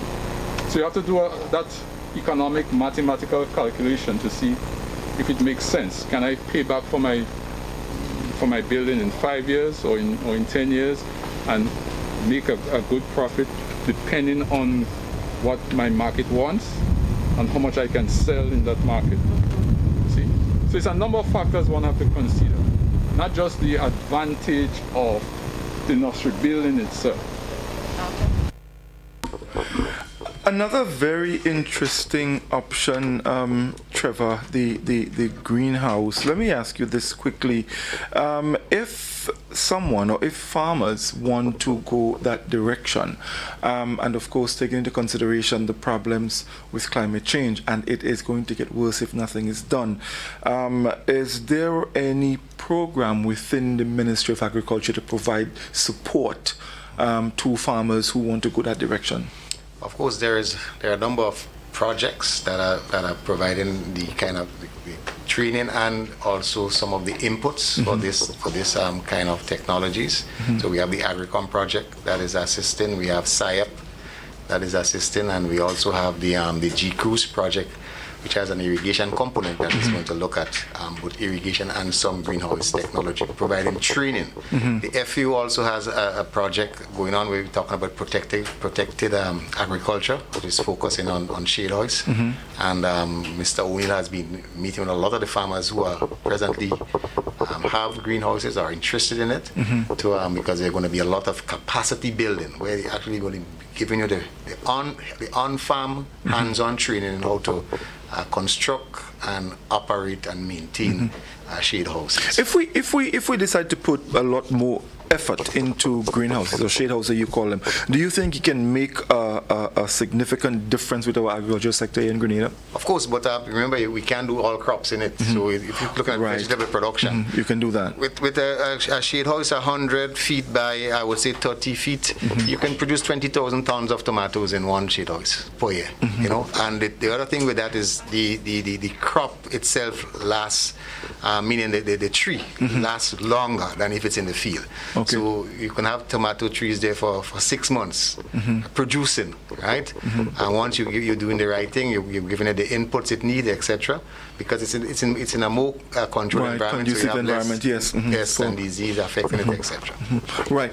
You mentioned earlier, before we went back to the second part of that video, small powerful equipment that farmers can use, and we were making reference to our gently sloping and in some cases steep sloping lands. How accessible are these equipment for farmers? Because a lot of our lands, or most of it, is sloping land, so agriculture on sloping lands could create a challenge. How accessible are these small, powerful equipments that farmers can probably have access to so they can, continue their trade?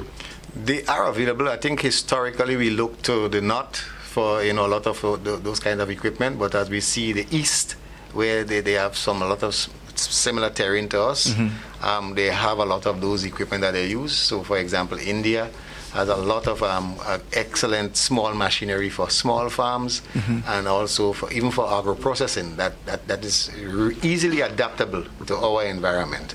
That we're looking at now, and in fact we're having some bilateral discussion to see how we can really make these accessible to our farmers. So they are available, and the engine is more powerful that they could do the rotavating on slopes, etc. So we are pursuing that because we know that is the direction for us. We have limited land space, but we have good soils, and we must utilize it to increase our production. So folks, you see, when I spoke earlier and I said that Grenada is side by side with the rest of the world in doing what it is supposed to do to put an end to hunger, I made sense, because here Mr. Thompson tells us about the plans that they have to, bringing more addition to the sector to help with farmers. Throughout the course of the afternoon, folks, we'd also be recognizing some of our food heroes, and of course we'll be looking at different areas. We have, for example, supermarkets, we have transport providers, farmers, and so on. So throughout the course of the afternoon, we'll be telling you more about that, and of course you would know about some of the heroes who have played a significant part and continue to play a significant part in, fostering, good, healthy food, that is through one, affordability and accessibility. Let's go to our final video, and after that we have another segment for you where we will show you how it is made. We'll be going to the produce chemist laboratory to look at how it is made. So let's go to a final video and we'll be back again.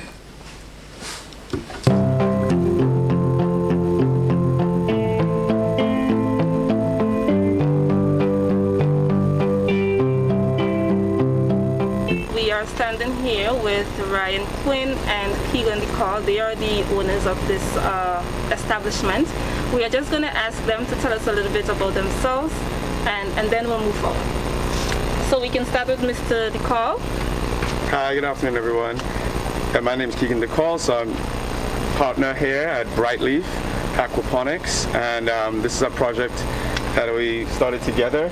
It's our pilot project. Good afternoon, my name is Ryan Quinn. I've been working with Keegan on this project for about 4 or 5 years now. It started as a small, kind of hobby system, and we've now turned it into a commercial pilot. And it displays the 3 different types of aquaponic systems that we've learned about so far. And we're just doing an experiment to kind of hopefully move it into the future, a bigger project. Okay, and for persons who do not know, especially the students looking on, how would you describe aquaponics? What is it? Aquaponics is a combination of 2 types of farming: aquaculture, which is essentially fish farming, right? So we're raising tilapia fish in this case, and hydroponics, which is growing without soil. So most people would know hydroponics or have heard of it before. So this is just a combination of those 2 things, which is aquaponics. So it's a sustainable farming method. Okay, Keegan, can you tell us why you guys chose to get into aquaponics? Yeah, we chose to get into aquaponics just because it combined 2 things that I was already quite passionate about. So I always had fish tanks and liked fish in general, and always enjoyed farming and growing things. So this was just a perfect combination of doing the 2 things together. Plus, it's a new type of farming, which was just interesting to learn something new and develop the skills to try and see if it could be made into something that would eventually be commercially viable. Plus, aquaponics is a truly sustainable type of farming, which definitely helped to choose this type of farming. Well, I think the first thing about the sustainable part of aquaponics is it uses significantly less water than traditional farming, because most of the water is recycled through the system. So none of it leaches down into the soil. So I think it's something like 90% less water than a traditional farming method. The other thing is it doesn't use fertilizers. So those fertilizers then don't leach into the ground and into the water systems surrounding a farm. So it's more sustainable there because it doesn't influence, natural waterways or anything like that. It's also sustainable because you can farm in areas that are arid, like the south of the island, where the soil might not be as rich as the north. And you're still able to produce crops because you're not actually using the soil. You're using the nutrients created by the fish. That also leads to a reduction in transportation costs, and I don't mean just generally and financially, but the transportation cost to the environment. So normally if you're moving trucks of goods up and down the island and everything, that increases the carbon footprint. So it's just another way you can have this farm and put it next door to the place that you're selling to. Therefore, they would get fresher crops more reliably and without having the need for a significant transport cost. Plus, all of the waste that comes from aquaponics, whether it be the plants or from the fish, is all organic. And so all of it can actually be composted. So everything goes into a compost, and so there's no waste from that side of things, no extra waste. Tell us about the type of crops you grow here. All right, so well, basically right now we focus mainly on herbs, right, which supply the bars and the restaurants. So in the beginning we started with mint, and the mint is used by the bars mainly for drinks such as mojitos. And then the restaurant sector, we had got requests for basil, right? And so we actually grow fresh basil as a herb and supply one of the popular local pizzerias here in the south of the island, and we grow exclusively for them as well as the other local businesses in the area. But since COVID has impacted so many things in so many ways, we've actually decided to try and add on a new type of crop. We have the latest part of our system, which is the raft beds. So we're trying to grow lettuce, kale, pak choy, and different crops like that, arugula, leafy greens, as well as herbs, so that, when and if there are any more shutdowns or lockdowns or curfews, that we still have a diversified crop so that we're not relying solely on one exact customer base.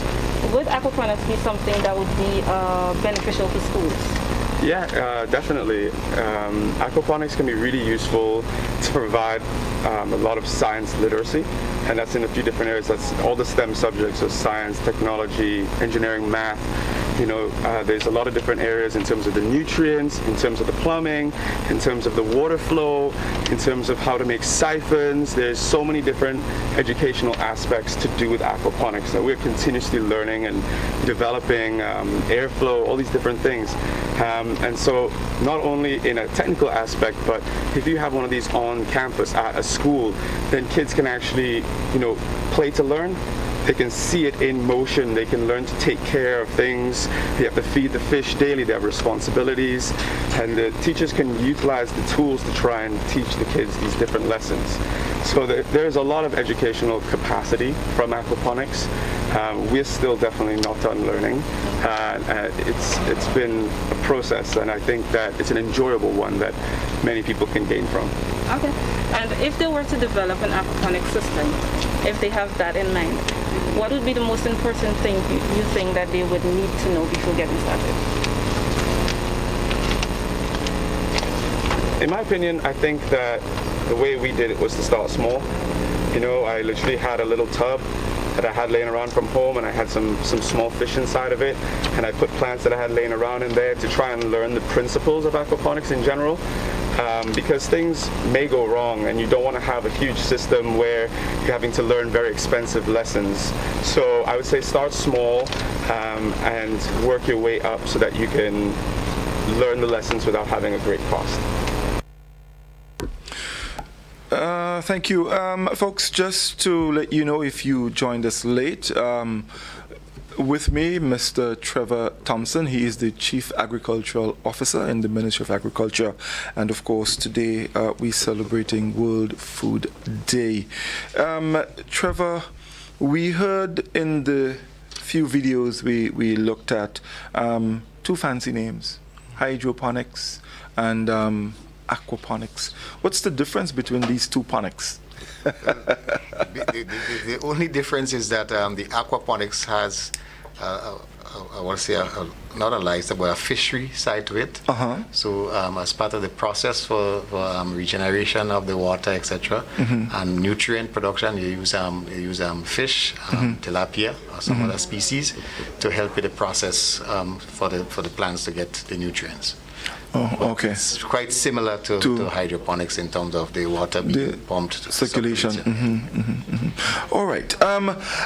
We were talking about the equipment earlier on, and I did ask, if the ministry has anything in place, and you did say yes. But as it relates to the private sector, what role can the private sector play in helping? Well, it's obvious government can't do it all alone. Government doesn't have the resources to, and I don't think that government wants to get into competing with the private sector in terms of supplying inputs to farmers, etc. That's a strictly private sector role, and that's where I think we in Grenada we need the private sector to really step up and come alongside. Not just the government, but the farmers themselves. I mean, if you were to look at the statistics, there are over 12,000 farmers in Grenada. Okay. If you look at that household by 4, that's over 40 to 50,000 people, persons that is directly impacted, involved in agriculture, and yet there's such little private sector investment. And the challenges you hear farmers talk about of accessing resources, etc., to invest. All we require from as a ministry perspective is that the farmers adhere to, that the input suppliers adhere to standards. You can't go in and buy junk and bring to sell to farmers. That has been some of the challenges the farmers have had. You buy poor quality equipment, inputs, etc., and they want to pay high price for it. We think the days of that is over.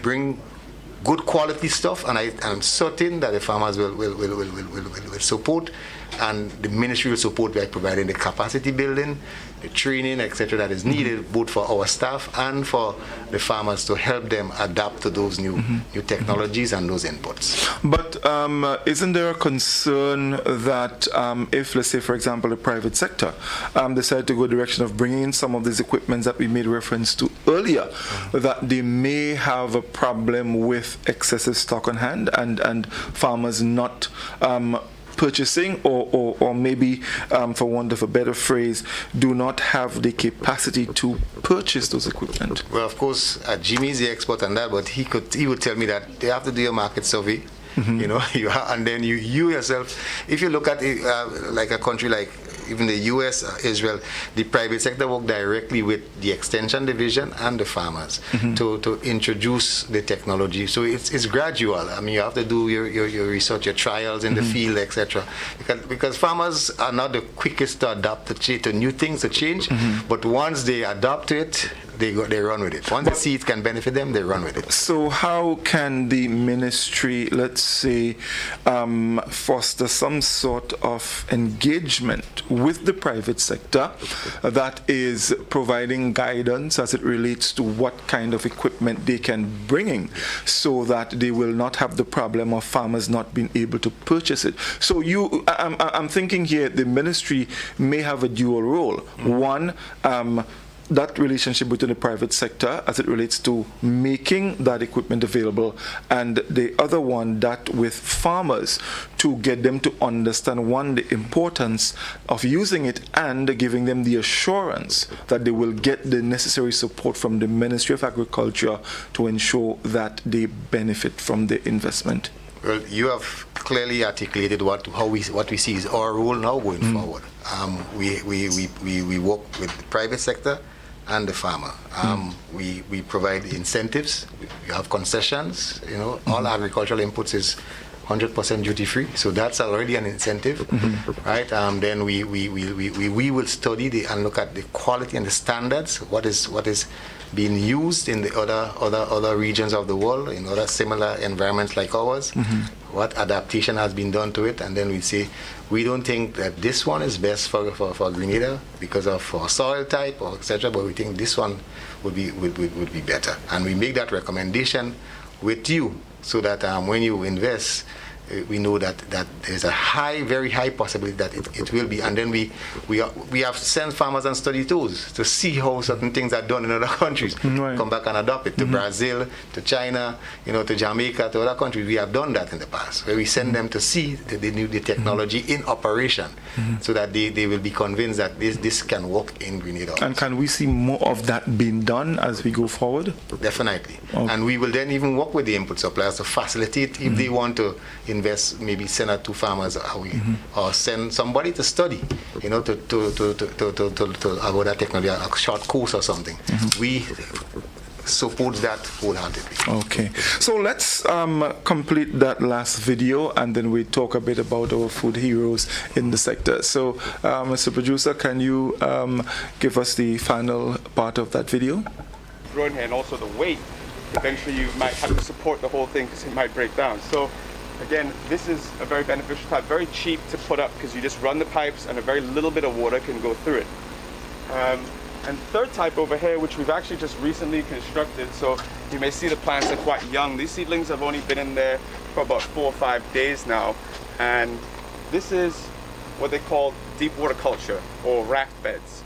So in this system, the plants are suspended in a net cup over the water on a floating raft. And it's a very beneficial way of doing aquaponics in terms of with power outages and that sort of thing, because if the power was to go out, they're actually still, the raft will just sink a little bit, but they stay submerged in water, so they wouldn't have any issues. So all of these different varieties of aquaponics, in terms of growing, can produce beautiful crop, and they can do it actually quicker than traditional farming. So it should take for a lettuce that has been seeded, germinated, that's been about 3 weeks old, it should then take another 3 to 4 weeks to have a full head of lettuce. So, as I said, we're still learning, and we put a lot of different things in here to try and see what will grow, what won't grow. We did cucumbers and strawberries and tomatoes and different things like that. But for us, leafy greens and herbs seem to be the thing that grows the quickest and the easiest. And for us, with a limited time, that this is the kind of thing that we are able to manage. So we're choosing what's appropriate for us to grow here.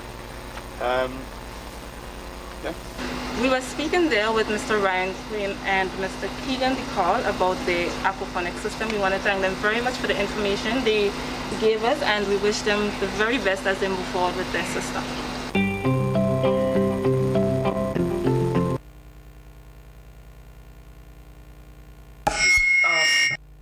Yeah, just before you leave me, what we've just looked at, the technological part of agriculture. I just want you to comment briefly on our young people. We're talking schools here, and how much you think, or how much of that kind of, technology should be, placed in their direction. Well, that's the future. I think we've started to have serious discussion about how we will utilize the 4-H program going forward. There will be a lot of changes and how we implement that program. As you say, looking at introducing new technologies on the school. So we have started to construct some of the shade houses on those 4-H plots with irrigation systems, etc., and really beginning to transfer that knowledge to the next generation. I think We also would want to do some do some little research projects with these students, maybe introducing some new varieties, some exotic crops, show them, always that there's potential and there's possibility that they can now go on to study and then come back and invest into those areas, because that's who has to do it. It's the next generation who has to do that investment, both in terms of knowledge, time and resources to make that transformation. Okay. Mr. Thompson, thank you very much for chatting with me. It was indeed a pleasure, and I look forward to chatting with you again sometime in the future. It's my pleasure to be with you. All the best. Thank you very much. So, folks, what we're going to do now, we do have another segment from the Produce Chemist Lab. We're going to go to that shortly, but just before we go, we just want to make reference and recognize two of our food heroes in the supermarket sector. Now, the increasing demand for both locally produced and imported foods can be linked with shifts in the retailing structure. The supermarket chains and community grocery shops have been playing a significant role during the COVID-19 crisis in bringing agriculture and food products to Grenadians. On this World Food Day, the Ministry of Agriculture recognizes the contribution of supermarkets that have been making that contribution towards the availability of food. And two of our food heroes in the supermarket sector, and of course there are many supermarkets, and the role that they all play is, of great importance, and they are recognized highly by the ministry and of course Grenada on a whole.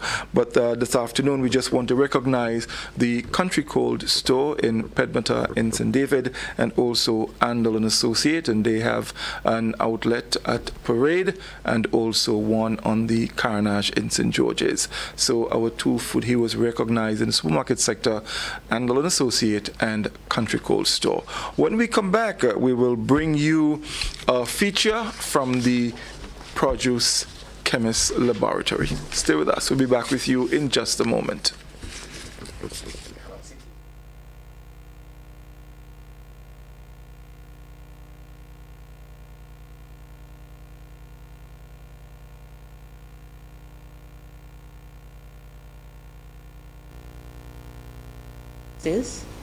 So the various pancake mixes were made from breadfruit, we have from ripe plantain, and we have from sweet potato.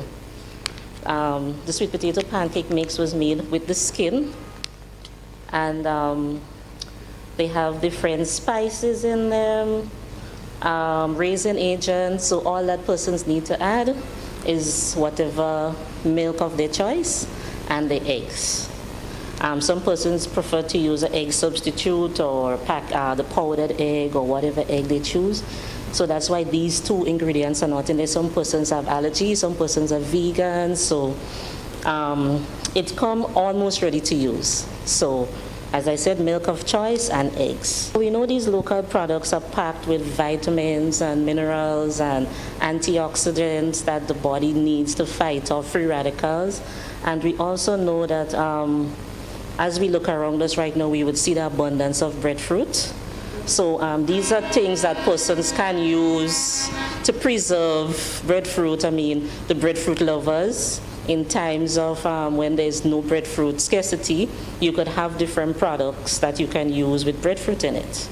So therefore we thought that the pancake mixes that are imported, most time is just flour, but these are our sweet potato, these are our breadfruit, these are our ripe plantain. So as I said before, they're packed with vitamins and minerals, and we can get to use our local products, and it's a preservation technique as well. So you would have your pancake mixes to eat on your Sunday morning right through the year. Here we have our tomato powder. The tomato powder, again, was conceptualized because we know that certain times of the year we have a glut, and then certain times it's gone scarce. And there are persons who really love tomato, and also the manufacturing industry can get tomatoes to use in their products. Like, you have an ingredient that requires tomato. You can use tomato in the form of powder, because sometimes, as I said, you don't have any, especially in the rainy season. We know there's a situation where from the heat to the rain, the tomatoes would crack, or sometimes the rain, the flowers would fall, and you'd have a lot of rot and fungal growth in the tomato in the field.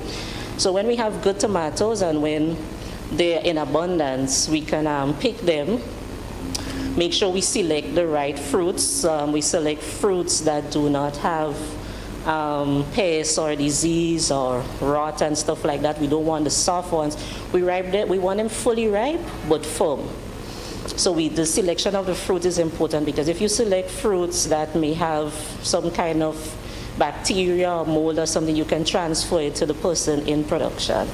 So selection of the fruit is very important. So after you select the fruit, you weigh it, you wash it, you drain it, you slice it up, and the treatment we use something that's natural. We use lemon, which keeps the color while it's dehydrating, so it doesn't get dark or discolored and things like that. If somebody, however, want to do tomato product on a commercial basis, you could use citric acid. However, if you're just a homeowner and you want to do some tomato powder for your own use, you can go ahead and use lime or lemon. It works just as well. And that is what I did. I didn't use any chemical. Everything is just natural, and I used lemon. The tomato paste, you can, as I said, use it in different soups, sauces. You could use it as a thickener. You could use it on pasta with cheese. You could use it on mini pizzas. You could use it in your barbecue sauce and things like that. And you have, it's very concentrated in taste. It's even more concentrated than actual ripe tomato if you taste it, because you have everything just dried in there. And then it was milled, and you have your powder. Again, you have it year round. Again, is another simple preservation technique for you to have tomatoes year round.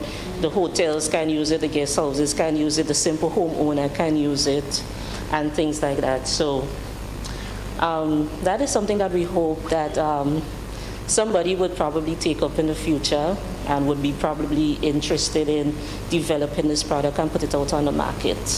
So here again, we have sweet potato flour. What we did with the sweet potato, we have it in different categories. So we have whole sweet potato flour. We call it whole sweet potato flour because it was done with the skin on it, right? And then we have this sweet potato flour that was done without the skin. We did both of them because we know preference. Persons would prefer some with skin and would prefer some without skin. Also, those that we did with skin, we left some that were milled a little less than some. So if you notice, some would be a little more grainy. That is for persons who prefer like a heavier bread or heavier porridge. They prefer grittiness and things like that. So they would use the one with the skin that was not milled as much and not sifted as much. However, persons who prefer a nice, smooth, delicate taste, we have the ones that were milled some more and it was sifted some more, so you have a nice, smooth flour. Welcome back, everyone, and indeed another very interesting video. A video feature, that is, excuse me. And of course, that one was done in the Produce Chemist Laboratory. I just want to remind you folks, the theme for this year's celebration, our actions, our future. Better production, better nutrition, better environment, and a better life. That's the theme for World Food Day 2021. With me, I have Miss Dillian Bartholomew. She's the food technologist at the Produce Chemist Laboratory. Ms. Bartholomew, good afternoon and welcome. Good afternoon. Thank you for having me. It is such a pleasure. And it was even more so pleasurable when I saw all these wonderful products being displayed in front of me here on a table. And you know, I am someone, I love dumplings, and I'm seeing flour. I see sweet potato flour. I see more sweet potato flour. I see another sweet potato flour. This one very interesting, pancake mix, and there are different type, folks, and she'll be telling us a lot about it. And there's also a packet there with some breadfruit flour. Ms. Bartholomew, tell us a little bit about some of these products and how they are made. Well, these products are made from, of course, local produce, and the preservation techniques for in times of scarcity, and then also they can be used to make different things. For example, you spoke about a pancake mix, and yes, you can use them to make your dumplings, your bread, Oh, yes. your porridge, your cake, your cheese straw, at a ratio of 70-30. That's 70% wheat flour, 30%, for example, sweet potato or breadfruit flour, or 60-40% ratio. And you can mix them well, and you can go ahead and make your cakes and your breads, your porridge. You can use them as porridge for children as well. Okay, so you have to mix it with the regular flour. Yes, yes. You can. What if you decided to just do it on its own? Well, for example, the pancake mix, yes, you can. You can very well use the pancake mix. The pancake mix does not require any wheat flour. You just add 2 eggs for the most, 1 or 2 eggs if you prefer more eggs, and you add 1 cup of the breadfruit flour, the sweet potato flour. You add your 2 cups of milk, you mix your pancake, and you're good to go. You don't need to add any wheat flour to it. And it's, oh, lovely. Let me ask you though, for example, the sweet potato flour, you mix it, yes, but does it still maintain that nice sweet taste that we love? Not very sweet, no. It Okay. just a little pungent taste, a kind of strong potato taste, but strangely enough, a lot of persons think that it would be sweet, but it's not. It's not very sweet, no. Okay, well that's a good thing. Let's talk about the process. How do we get to, let's say, this? And folks, those of you viewing, this is sweet potato flour. Of course, and you can see made in the Produce Chemist Laboratory. Miss Gillian Bartholomew is the lady behind this, creating all the magic. So take us through the process. Let's talk a bit about this, the sweet potato flour, and how do we get to this?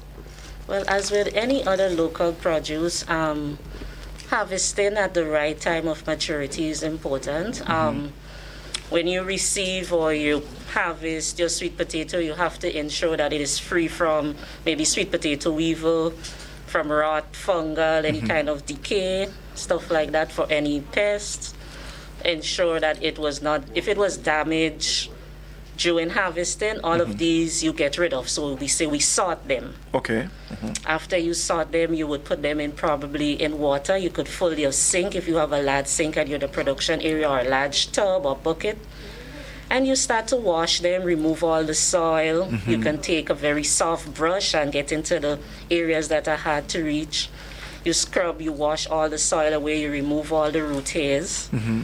Then you do that for a few times. You rinse, you throw out the water, you put it in the next clean bucket again, or next clean barrel or sink of water. And you repeat the process until you get what we call clean, clear water. So that would ensure that all the soil and the debris was removed. Right. Then we have a little you leave it to kind of drain, like a pre-draining. About 3-4 minutes. After that, then you take a sharp knife or potato peel and you remove the skin. We have sweet potato flour here, for example, that was made with the skin. Some persons would prefer it left with the skin on. You know, the skin and the potato as well is rich in antioxidants. The skin, you get more fiber, more vitamins and stuff like that. So you can remove the skin, or you could leave the skin on. Right. After that, you slice thinly, 3 to 6 millimeters, and you place it in, if you're doing for commercial, we use citric acid solution, a 2% citric acid solution, or like 2 teaspoons per gallon, right? You leave it soak for a few minutes, about 3 minutes. For the homeowner and persons who probably don't want to use the citric acid, you could use lime, for example. 3 tablespoons of lime to a gallon of water. Let me just stop you for a second, because, I like to make sure that our listeners understand what we're talking about. Usually, when you hear acid, people tend to get a little worried. Citric acid, just break it down a little bit for us. No, it was made to be used in the food industry. Right. It's not harmful. Actually, a lot of the products, a lot of the foods that we eat have citric acid in them. Right. If you look at the the ingredients and a lot of the products, yes, citric acid is used. It is used here to keep and the origin of it, from getting brown. Yeah, the origin of the citric acid. It was originated from you could get it naturally from like lime and lemon and stuff, half orange, yes. or it can be chemically made in the lab. So basically, the citrus fruits. It almost looks like white sugar, actually. Right. Okay. Fantastic. Yes. Okay. It great. looks. It's a kind of white crystal. Yes. It's safe. It's very safe. So we use that. Or you, as you said, if you're not comfortable, persons can read up, do research on it. If you're not comfortable, you could go the natural way. Lime or lemon is very good as well. Fantastic. So after you place them on your trays, if you're using an electric dryer, you put them in the electric dryer. If you're drying outside in the sun, preferably you dry before 10 a.m. outside in the sun because you want to ensure maximum sunlight. Right. Drying with electricity would take about 16 hours on 50 degrees Celsius. How we know they're dry? Well, obviously after probably 10 to 12 hours you would go and, take a little peek. Oh, yes. Maybe after 14 to 16 hours you break. And once you hear the snap sound, you know that it's dried. Yes, because you don't want any kind of moisture because that would lead to mold and fungal growth. Then you go on to grinding, the milling process. We usually mill, we have a mill at the lab. If you cannot do that and you want to go to the industrial mills, you could do that as well. Or if you have a high power blender at home, you put the dry chips in it and you can do it at home. Okay. Yeah, sure. So when you get to that process, are there any additives? Do you add anything or you just... No additives. Okay. Except we're making like the pancake mix. I have spices and different things like that, raisin agents and spices in it. Except you're going to further on to make pancake mix or you're doing cake mixes and stuff like that. You can add your spices and things like that. Okay. So when persons buy, they could only just add their milk or the eggs. So it's a fairly and that's basically the process. Yes, you go on to whichever packaging you like. If you're doing for commercial, these are just samples, mind you. So they don't have any fancy labels because these are like product development lab samples, of course. But anybody come to us to develop, we would go on and develop whatever package they like. Whatever design they choose to put, whatever labeling, and all the information that needs to be there on the labeling, the ingredients, the person's name, their email address, their phone number address, where they're located, and all these different things. Right, so we have all of that on the label. So if anybody wants to go further in the product development, they would put their labels, they put the name of their product and stuff like that on it. Yes. Oh, right, fantastic. So let's look at the end of the video, and then I have one additional question for you. So let's go to the end of the video. Okay, sure. So as to keep the texture and the flavor and the color and all of that of the sweet potato, after blanching, we let it cool. We slice very thin, 1 to 3 millimeter, especially if you're using your hand, which is, as I said, homeowners can do this. You at home, you can get up one morning and you can make a sweet potato flour in 2 days, So 1 to 3 millimeters thick. We place them on dehydrator sheets. They dehydrated for 16 hours. We took them out, we cool them, and we grind them with a mill. So the entire process you hear here, you have not heard anything about any chemical use or any preservative or anything like that, and you get flour that lasts you 6 to 12 months. Once you keep it in a dry condition and you keep it in a seal bag, like you see the pouches, after you take out the seal, you can still reseal them because they're resealable pouches. So that's one of the reasons why we use these. So it's a very good package. Not everybody would want to use this packaging. You can use the ordinary plastic bags that are out there, but once you make sure you keep them dry and away from moisture, away from water, and you're good to go for your 6 to 9 months. You can use your sweet potato flours to make your bread at home. You could use 1 cup of, if you're somebody that you don't have celiac disease, that means you're not allergic to wheat, you can go ahead and use 1 cup of sweet potato flour. Half cup of sweet potato flour to 1 cup of all-purpose flour, and you can make your breads, your cake, your your cheese straw, your cookies and different things like that, your porridge and things like that. Breadfruit product here, just breadfruit puncher cream. Again, the idea was to use local and we have an abundance of breadfruit. And we know most times you make puncher cream is just with milk and alcohol and different things, but we thought it a good idea to incorporate something else into it. And breadfruit gives you the rich, the thickness. Breadfruit gives you a nice, smooth punch. And here was, we added local spices, eggs, you have milk and things like that. And we have, and not forgetting rum. I won't say which local rum, but a local rum was added as well to give you that nice hot kick that some persons would prefer in an alcoholic beverage. We noticed that there are a lot of alcoholic beverages being born, different ones, and we thought that breadfruit would be a very good addition to the family. So hence the idea of the breadfruit puncher cream. And again, if there's anybody that is interested, we have a recipe, and we're willing to work with them to get a product out on the market if there's any interest. Again, this is a product that could be made at home. Anyone interested, we can work with them, give them the recipe and things like that, and this can be done at home. I mean, you have an event, a wedding, some family event, a party, Christmas, you have your own local breadfruit puncher cream, right? So, and it would last, it has a long shelf life, and you can keep it in your refrigerator and pour and enjoy when the family and friends come around. And again, it's local, no additives, no preservatives went into it. Once you have a very good blender at home, you can go ahead and make this product. You just have to get it smooth and blend all your ingredients and add your alcohol and your bottle, and you're good to go. So here we have, we're raining breadfruit. So here we have breadfruit flour, and it was made very similar to the sweet potato flour in that it was blanched again as well, because we wanted to keep all the texture, the flavor, and the color and things like that in.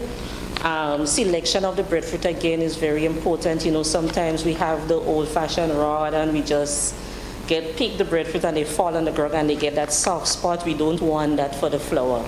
So it's important if somebody can climb the tree, you climb, you pick. Once it's hand-picked, you get a better product. The breadfruit again, you need to properly wash the breadfruit. We cut it in 4. And it was blanched in 4 quarters. It was blanched, then it was cool. It was sliced 1 to 3 millimeters thick and placed on dehydrating trays and dehydrated for 16 hours. And once you will know it's dried, when you take it out and you get that really crispy, that pack sound, that really dry sound when you break it. So you will know it's dry, and then you can go ahead and you can, if you have a blender at home that is really a high-powered blender, you can put it in your blender and you can get breadfruit flour instantly. Or if you want to go commercially and you want to do it bigger, you could use the mill here. You could do it at home. You could use the sun. You at home, you could slice your breadfruit and put it in the sun. It can dry on a really hot sunny day. You start early in the morning and you put your breadfruit out to dry on a mesh, just a little bit raised from the ground, because you don't want, the little pests or any animals running around to get on it and to contaminate it. And then once you have a high-powered blender, you can mill, you can grind, and you can get your own breadfruit done at home. Or as I said, it can be done commercially. And you do things with the breadfruit flour mixed with other all-purpose flour, the same as you do with anything, your bread, your cake, and you could use it to do punch. You could do it punch without the alcohol if you're not an alcoholic type person, so you can do that as well too. You can get your porridge done with it as well too. Very interesting, and somehow, Miss Bartholomew, I'm getting this sensation in my head. I'm feeling something that there are some people at home who are cleaning some potatoes and some breadfruit and trying to go do your stuff in the kitchen, you know. You think that's happening? I do think that, because we had a lot of calls and Mm-hmm. persons coming in and questions and things like that after our first video was launched, yes. I'll tell you a little secret I think I'm going to try this weekend. I think you should. Yes, indeed. But just before you leave me, in terms of making these products available, any plans from the Chemist Produce Lab to make some of these products available for retail or probably wholesale, or, you know? Well, Mr. Henry, who is in charge of the lab, will speak on that Mm-hmm. after me, but I can tell you that if a persons are interested, they can come in to see us, or they can call first and speak to us, find out what it is that we'll find out from them what it is that they really want to get into, because we have a small sample here of even ripe plantain flour. Oh, fantastic. So we do flour with all different things, and they can come in and we can go through the process with them, and of course they could come and commercialize their product, because we take part in from start to finish to get the product out there on the market. We're presently we do that with other products, with a lot of with pepper sauce and different jams and jellies. Persons come and they make these products and they sell them on the market. So sure, anybody can come. Oh, fantastic. Ms. Bartholomew, thank you so very much. It was such a pleasure.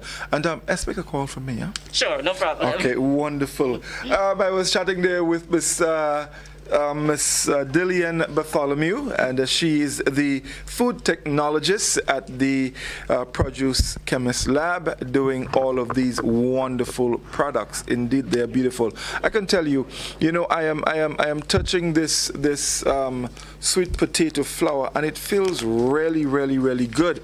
And believe me, folks, the way it feels and the way it looks, I think it might make you know, we have a way of talking and make a boss dumpling. If you love dumplings like me, the sweet potato flour is the way to go.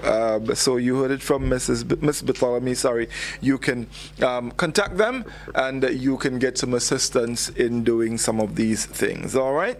So joining me now again from the Produce Chemist Lab, Mr. Owen Henry, and he is the Chief Analytical Chemist Manager at the Produce Chemist Lab. Mr. Henry, good afternoon and welcome. Afternoon. Right. I heard some great things from Ms. Bartholomew as it relates to some of these products that are made. Tell me, in terms of availability, are you or do you have any intention of making these products available on the market? Okay, so what we have to do is to understand what is the role of the Produce Chemist Laboratory. Now, the Produce Chemist Laboratory is a division of the Ministry of Agriculture, and our role is to facilitate agro-processing development. And in terms of these products that is on the table here, what we do is we're not involved in commercial production. Okay. We're involved in research and product development. So once we research and we develop a particular product, what we normally do is to share those research and development methods with the public.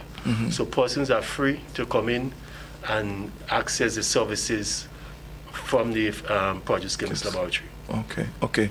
So if someone has a really fancy idea about, you know, creating something. Yes. You know, they have maybe something around their house. Let's say they have a nice orange tree, and the oranges are really nice and yellow, and they want to make some orange flour. You think they can come by you? I don't think flour will be suitable from orange. Well, you're the expert. So tell me what we can do with the orange. So what we normally do, as I said, we involve in research, product development, and we also do laboratory services.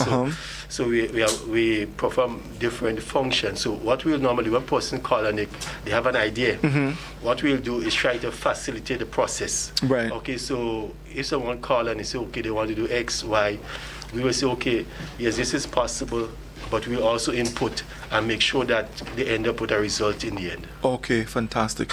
Are there any fees involved in that? It depends. It depends on the activity.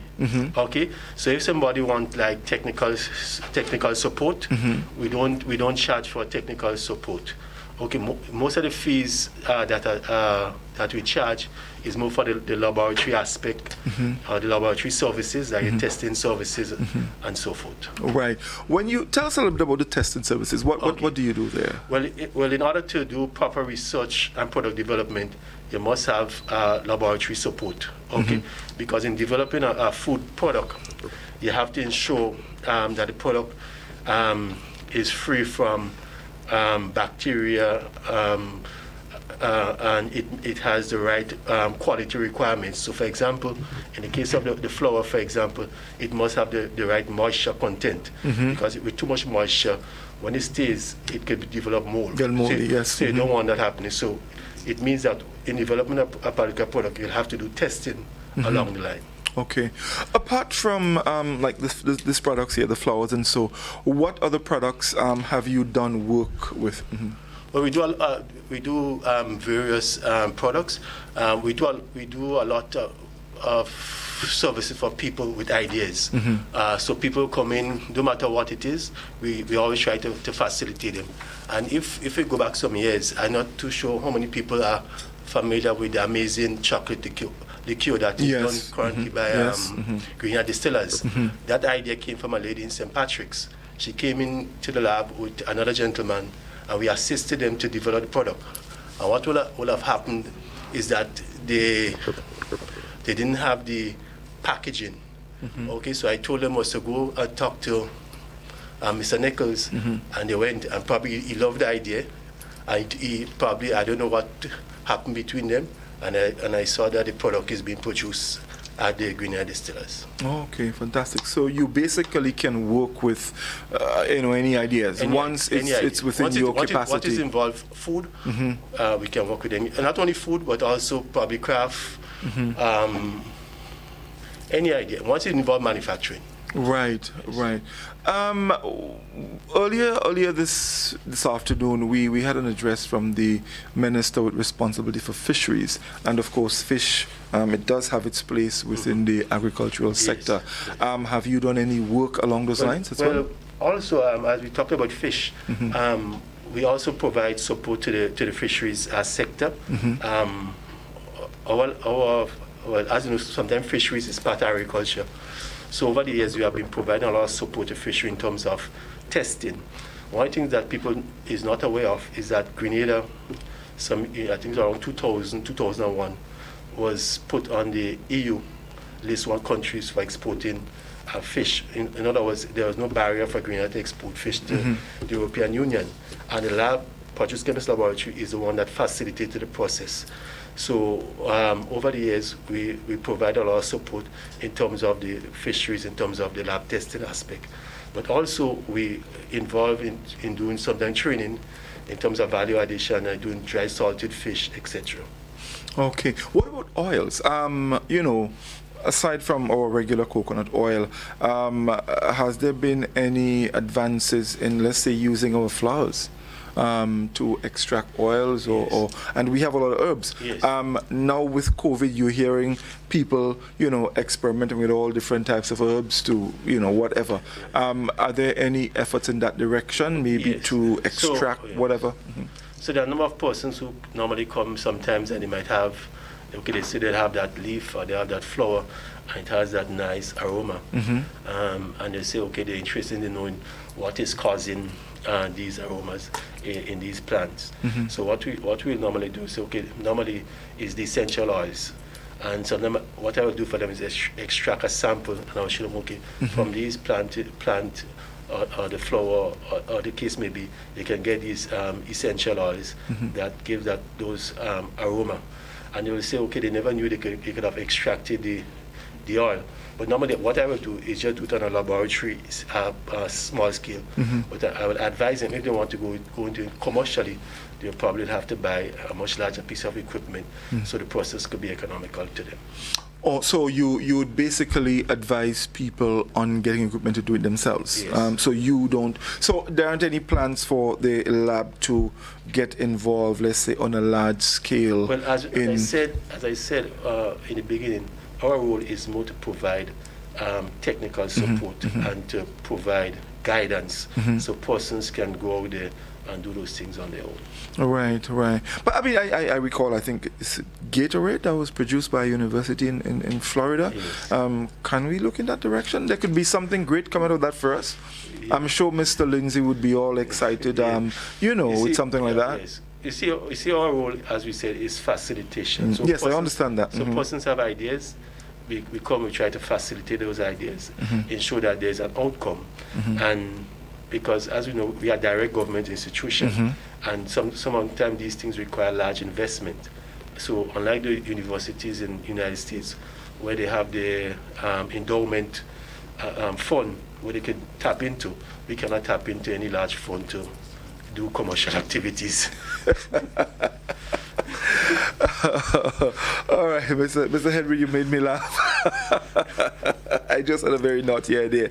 But nevertheless, it's very interesting. I didn't realize that we have, what I'm getting to understand more and more as I talk to people, we do have the ability to do a lot of things. But somehow I don't think the public is, made aware of these things enough so that they can, maybe take advantage of these facilities and use it and get to do things. Yeah, so this is why we earlier in the year we did our first, well, I won't say the first video, but we did a video highlighting some of the services. So the video that was shown earlier was to highlight the service, and when we did that video, we saw an uptick in the number of calls to the lab requesting various services. And also a lot of people, sometimes they might go onto the Government of Grenada website and they will see our section under the Ministry of Agriculture. So some people are aware, but we know that there are a lot out there still who still not aware, but so that's why we need those activities like this to bring people aware. Where is the lab located? Well, we are located right in Tantine, just at the entrance of TAMCC. So once you come and you enter TAMCC, is the first building on your right. Okay, wonderful. Have you done any work with schools as it relates to maybe science projects and stuff like that? We get a lot of visits from schools. So every year the different schools will visit and we show them the things that could be done. And sometimes they are surprised that these are things that could be done locally. Okay, wonderful. Mr. Henry, I thank you very much for spending this time with me and sharing with us, such pertinent and interesting information as it relates to what you're doing. So folks, you see it here, sweet potato flour, breadfruit, plantain, and I did not get to speak with Miss. I actually forgot. I was so taken up in looking at it on the television screen that I forgot to ask her about the tomato flour. Do you know this tomato flour? Imagine you making some tomato powder. Oh, powder. All right, but it's something you can consume as well. Yes. Oh, great, right. You can't make dumplings that, right? No. You can't make tomato dumplings? It's more for flavoring purposes. Oh, flavoring, okay. So great. just to close, I just want to say we can be contacted at telephone 440-3273 or 0105, and by email at producechemistlab@moa.gov.gd. Okay, wonderful indeed. Or someone can probably contact the Ministry of Agriculture to get some direction. Also through the Ministry of Agriculture. Right. Thank you very much, Mr. Henry. It was indeed a pleasure, and I look forward to chatting with you again. No problem. All right. So, folks, wonderful indeed. Some work done by the Produce Chemist Lab in Tantine, and I encourage each and every one of you. It's World Food Day, and we all need to play our part in ending hunger. And I'm speaking here in the Grenadian context.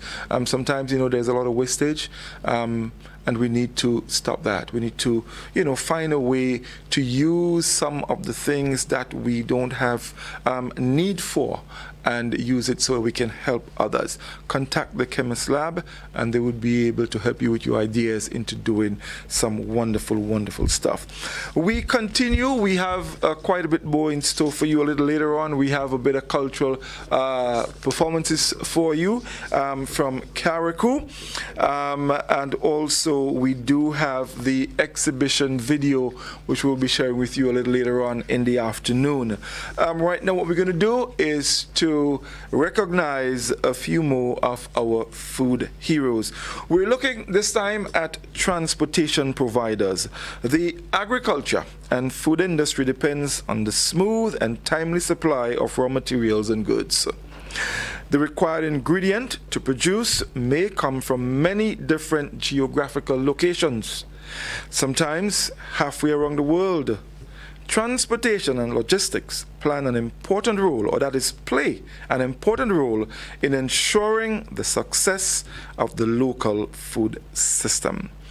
Because of the perishability of agricultural and food products, the sector faces unique challenges, and they are not found in any other industries. And so transport providers, they do play a significant role in the, of course, food industry. Let's share with you a little tribute to some more food heroes.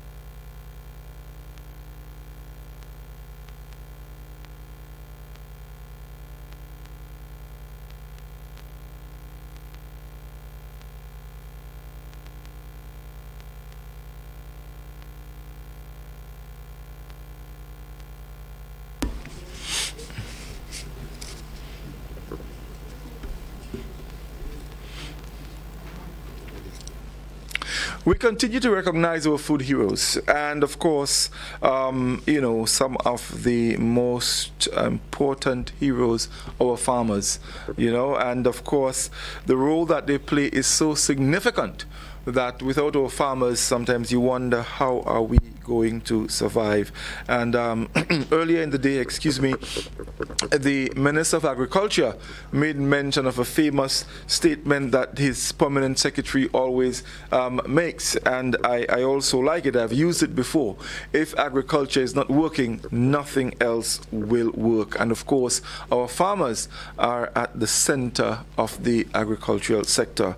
Now, the agricultural production sector is composed of 9,345 farmers who cultivate about 23,579 acres.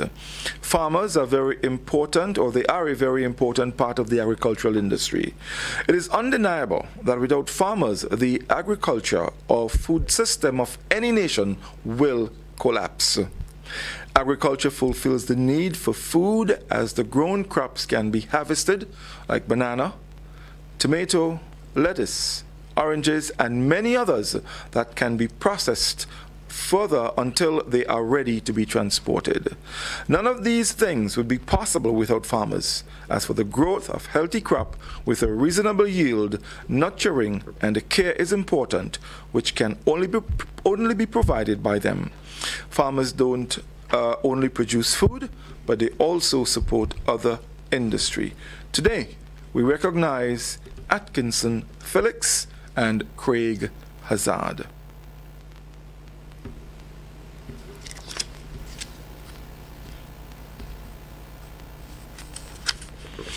And as we continue throughout the afternoon, we will be recognizing some more of our food heroes. We also have input suppliers. We also have the farm and garden sector. We have agro processors, and of course, some other heroes. So throughout the afternoon, you hear more about that. Right now, we have another feature for you, and it's an interaction with input suppliers. And this time, we look at the Caribbean Agro Industries and the Rennick Thompson Agricultural Shop. Of course, joining me for that, Mr. Jimmy Lindsay. Stay with us. This year's World Food Day celebration presents a unique opportunity to us as a planning community. And one of the things we propose to do this year, as opposed to other years, is to highlight our input suppliers and really celebrate the contribution they have been making over the years towards the agricultural sector. We have done a series of live events. You would have seen previously the interaction that we had with Rennick and Thompson, whereby we highlight all the things that they are doing and the contribution they are making. Now we are at another input supplier who would have done tremendous work in this local economy to make them mark in the area of animal feed and assisting the farmers with the relevant feed and technologies to care for their farm. And so we have with us today Mr. Augustine David. Mr. Augustine David, first and foremost, I just want to say to you and your company how pleased we are as a ministry that you will accommodate us on such an important occasion like this, World Food Day. And you coming from an agricultural background for yourself, you understand the significance of today's celebration. We are faced with many challenges and we understand the pandemic and the impact that it's having. But we decided that we are not going to let anything impede us from celebrating. So I just want to say to you, Happy World Food Day 2021, and thanks for joining us at this virtual celebration. You are live with us, and we are talking to our stakeholders. We have a wide array of people that is viewing us at this moment. So I just want to give you an opportunity to tell the viewing audience something about yourself, about the company, and then we'll get into the dialogue we have planned for today. Happy World.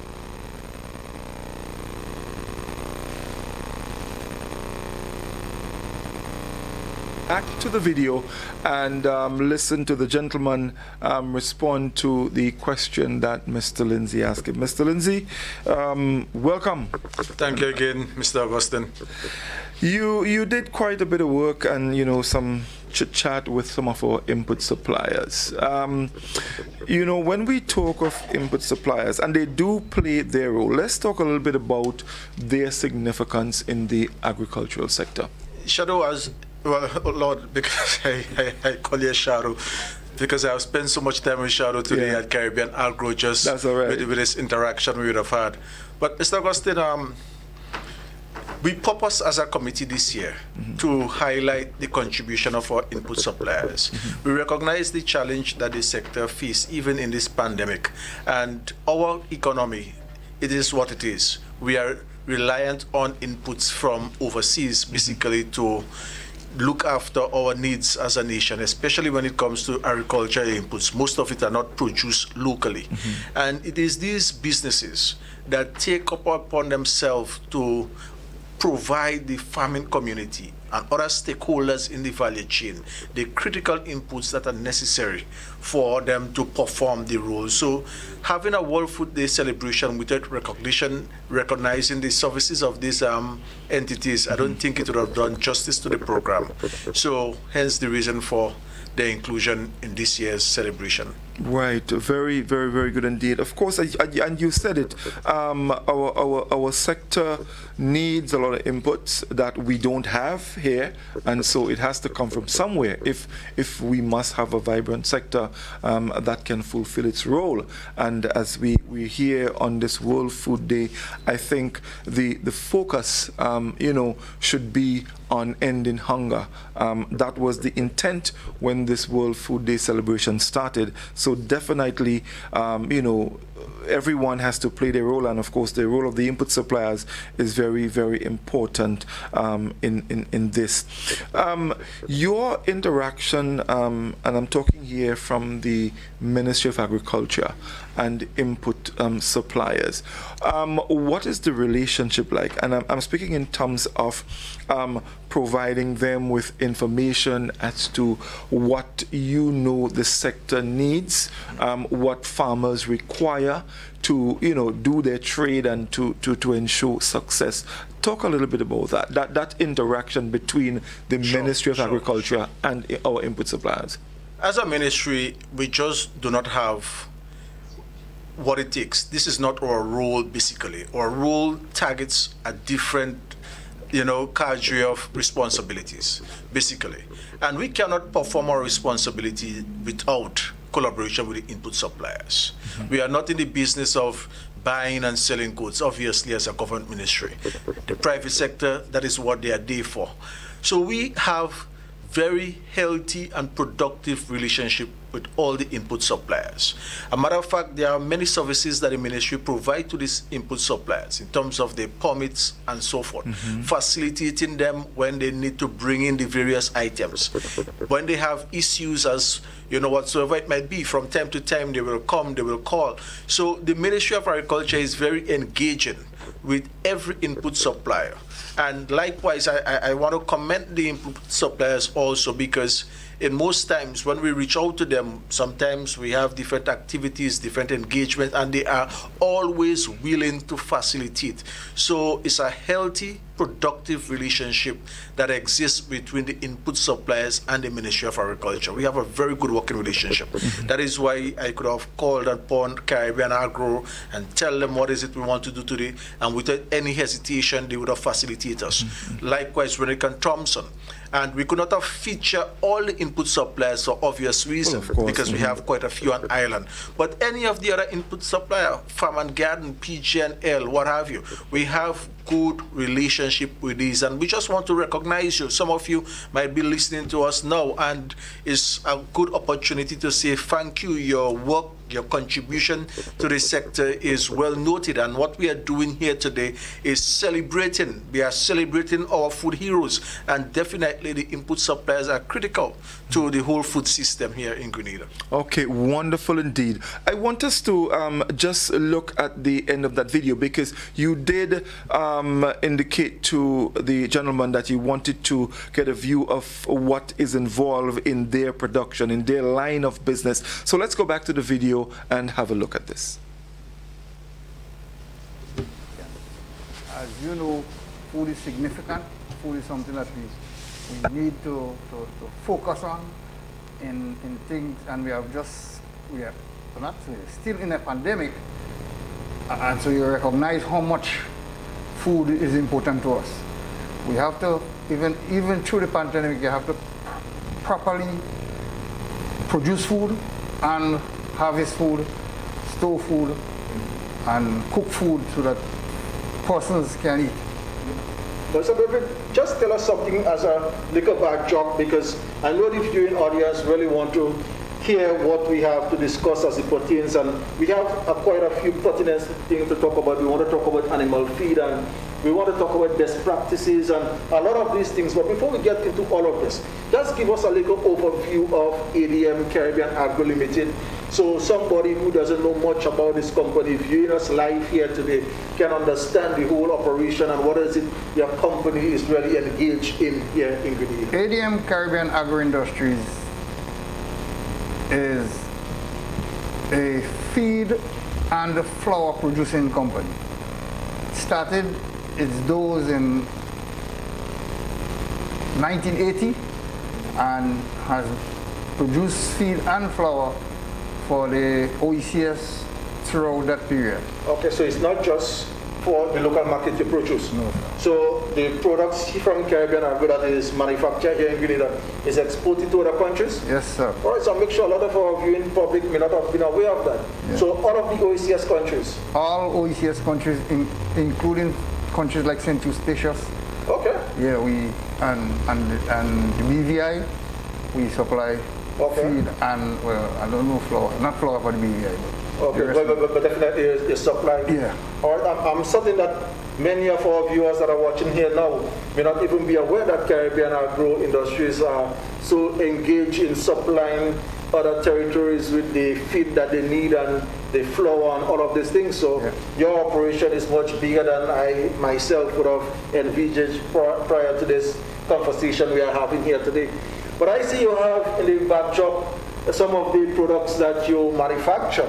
And I want to give you the opportunity, because one of the things we are faced with, not just as it pertains to animal husbandry, but you have plants and all of this also, that sometimes, even with the best effort of the farmers, they may not apply the things in a manner the manufacturer would prescribe, because we have, in many instances, our own cultural perception as to how that should be done and what have you. So I want you to take us through a little bit.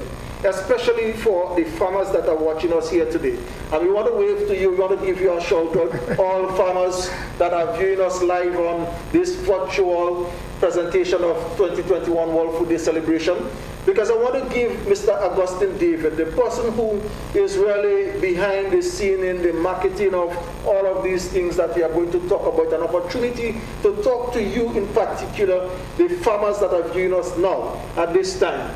Let me tell us about the product. So I want to ask Mr. David, I see you have 1, 2, 3, 4, 5, 6, 7 different types of feed that is manufactured. So you have feed for layers, you have for broilers, you have for ruminants, you have for rabbits, you have feed that is universal. Oh, that's a question. What is that universal feed? Then you have feed for pigs and even horses. Yes. So I didn't even realize Caribbean Agro was manufacturing feed for horses. Yes. So what you are doing is very more extensive than I would have ever imagined. But I want you to select. I don't want to limit you in this discussion here, because I don't know how you would have prepared for the interview. You might have a particular feed that you want to highlight. So I want you to take one of those feed, anyone, and I want you to walk us through. So you tell me which of these that you want to talk to, because well, we at this time we recognize that the broiler industry is on the growth. Okay. So I will prefer to discuss the broiler feeds. Now that the others we could discuss in another forum. In another forum. And, and I'm willing to discuss it. So. Sure, no problem. So you want to tell us about the broiler. Mm-hmm. So just for the sake of conversation, Mr. David, tell us what is in this feed. And you have it right here. What is it? Well, we have plant protein, grain byproducts. Now, I think, Mr. David, you're talking to me here, and I having difficulties of the bat one time to understand this thing about plant protein. Plant protein is soybean meal. Yeah, soybean. But let me tell you, it may be soybean meal today, but you never know they could change the coconut meal tomorrow. Okay. So sunflower meal. Oh, okay. But it's soybean meal. Grain products and byproducts means wheat, corn, and those things. Okay. We use vitamins, minerals, and enzymes. Okay, so basically in your broiler feed, you have soybean, you have grain, your corn, you have corn. All right. I just want to pick us. I just want the farmers to know in local language. You understand what this feed really have in it. And it comes in a crumble form. That is the starter feed. This one is the broiler starter. We have 3 types of feed in the broiler feed. Okay. We have a starter, a grower, and a finisher. The starter feed is for the easy picking of the young chicks. It is in crumble form only. It comes in 50-pound bags. Okay. And a chick will eat in its lifetime about 3 pounds. Okay.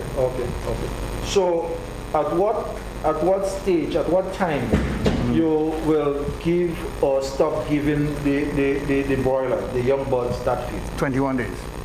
So from the moment you take it from the hatchery, yeah, up to 21 days. You give it broiler starter. Okay. Then you move to after, and we will talk about that. Let's talk about that. The changing of the feed. In day 18, you should mix the feed with the broiler grower. So basically, 3 days before. Yeah, you should mix the feed. Before you plan to end the broiler starter regime. Yeah. You should start incorporating the next feed. Yeah, the grower. The grower. And you don't want to jolt the bird in terms of his appetite and everything. So you give it a mix of the feed and then you introduce the broiler grower. So why is it so important to do that? You just say you don't want to chew the bird, but is there any other reason why you want to mix that feed before you actually make the change? There are 2 reasons. One, broiler grower could come in pelleted or in crumble form, and if you watch the size are quite different. Okay, okay. And two, you want the bird body. Remember, the bird has just laid down organs up to 21 days. And it's laying down its organs, it's starting to grow in general. Now, the broiler grower, which is the feed that's going to help it put on muscle and finish the growth of the organs, is a different feed. So you have to provide an avenue for the bird itself. Okay, so you use the word it's a different feed. Let I make sure I understand what is it you're saying. You have in this feed a different composition from the start. Yeah. Generally the only thing is the protein content is lower in the grower. But it's almost the same feed. Okay, okay. Yeah. So it's just a matter of adjustment to the protein content. Yes, yes. And then you move on to broiler finisher. But you do week 4 to 35 days. You move on to broiler finisher. Now the broiler finisher, you start feeding until you mark it. What it does, it gives a smooth finish to the meat. It gives you a nice finish. If you don't, some farmers don't use finisher. But I'll tell you, there's a different in the taste of the chicken. So hold on. That is news. So what you're saying that before I even ask that question, your recommendation to the farmer is to use the finisher. Yes, in the 6 weeks. Use the finisher. Yeah. But if a farmer chooses not to use the finisher, what will happen in terms of the growth of the bird and so forth? No, the birds will grow and grow. There is no question. Oh, okay. It's just the finishing off of the meat. Oh, okay. There is a taste different. There is a texture difference. Okay. On the. Okay. So what is it the finisher has in it that is different from the growth that will give you that taste texture? It has less protein and a little more fat. Okay. So you will find that it's a coarser feed too. Okay. You will find that the birds on finisher it tastes better than one that is on that one that finish on grow. So a bird that finish on finisher, tastes better than a bird that you finish off on just the grow. Okay. Very interesting. You know, Mr. Lindsay, the next time I go to buy a whole chicken, I'm going to ask the farmer, did you give the chicken finisher? If he say no, I say, well, nah. Because I think that was one of the revelations of the interview, because I asked the question purposefully because what I have been told, and I mean, this is totally new for me. But of course. The bird that is finished, that you take to the maturity stage, giving it the finisher feed, has a different taste, a different texture. Yes. So a farmer basically could finish off his bird on grower feed, but it may not taste as good, it may not have that texture as a bird that is finished. Yeah. All right, a bird that is brought to its maturity. So this was very interesting. So you're right. You could ask. Definitely. And I know my good friend Andre is listening, and I know he's going to ask as well. You know, he don't miss these things. Very interesting. So farmers, and interestingly, throughout our discussion so far, we did not speak about the rearing of animals, and I think a lot of times that aspect of the sector is missed. When we speak of agriculture, a lot of emphasis is placed on the growing of plants, vegetables and fruits and all of that, and we forget the small ruminants and how good they are and the role that they play. Yeah, but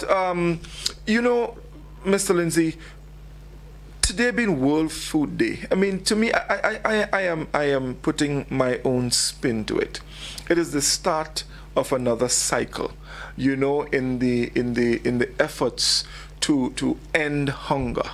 From the Ministry of Agriculture, I know you do have your plans and your programs, but what is it that you have in the pipeline going forward that, let's say, for example, to take us to the end of this cycle, that is up to next year's World Food Day? One of the things, and your colleague Joseph Cado, I sat with him this morning and even yesterday, and that question was also raised there because persons are very much excited or curious about what is being done to basically ensure that what we would have planned and execute here today as we are doing it and playing it live before a viewing audience remain relevant, if I were to interpret you or understand you correctly. So one of the things we are definitely going to do is to have a media presence. We are not going to let what we achieved thus far. We create that excitement. We had different episodes today, and even leading up to today's activity, a lot of things was done and so forth. But we want to maintain some level of relevance. We want to continue to encourage persons because education needs to be, or information rather, needs to be put out in the public domain. Yes, as to what people do with it, we do not have much control, but make it available. Yeah, but it is our responsibility. And one of the things I like seeing is information. I keep on saying education, but information is a public good. You need to put relevant information in the public domain that the citizens can use that information and make better decisions. So again, we do not have much control as to how the information is going to be used, but as a Ministry of Agriculture, we are definitely going to do our part in putting out relevant information we hope can transform the industry. And beyond that, the ministry definitely will continue with its programs. I mean, several flagship programs that we undertake, we will not drop them. And even this exercise today is a commitment from the Ministry of Agriculture to our stakeholders that we are not going to use COVID as an excuse. We had planned propagation under difficult circumstances this year, but we still execute on that. A matter of fact, we execute on that exemptionally. And we have today World Food Day. We could have said, okay, well, it's COVID, we can't do it this year. Physical distancing. So just having this sort of thing should tell each and every person listening to us today that the ministry has and is going to honor its commitment to serve its stakeholders as best as we can. Okay, wonderful. So we have a final video as it relates to our input providers. Let's go to that one, and when we come back, we are going to pay some more tribute to our food heroes. In Grenada, and the activities that we plan for this year's celebration is very much different from last year, where you would have come into the stadium or Grenfell or other facilities and have a physical interaction.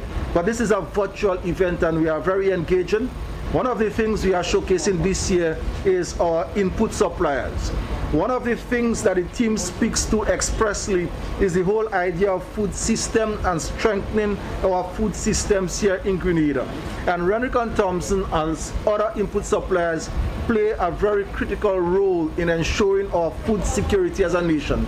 Today I'm here with Kotlin, and I want to give Kotlin an opportunity to introduce herself to our audience this morning. Kotlin, tell us something about you and Renwick and Thompson before we get into the substance of what we want to talk about this morning. Hi, good morning. My name is Kotlin Thomas, and I have been with Renwick and Thompson since in 2009.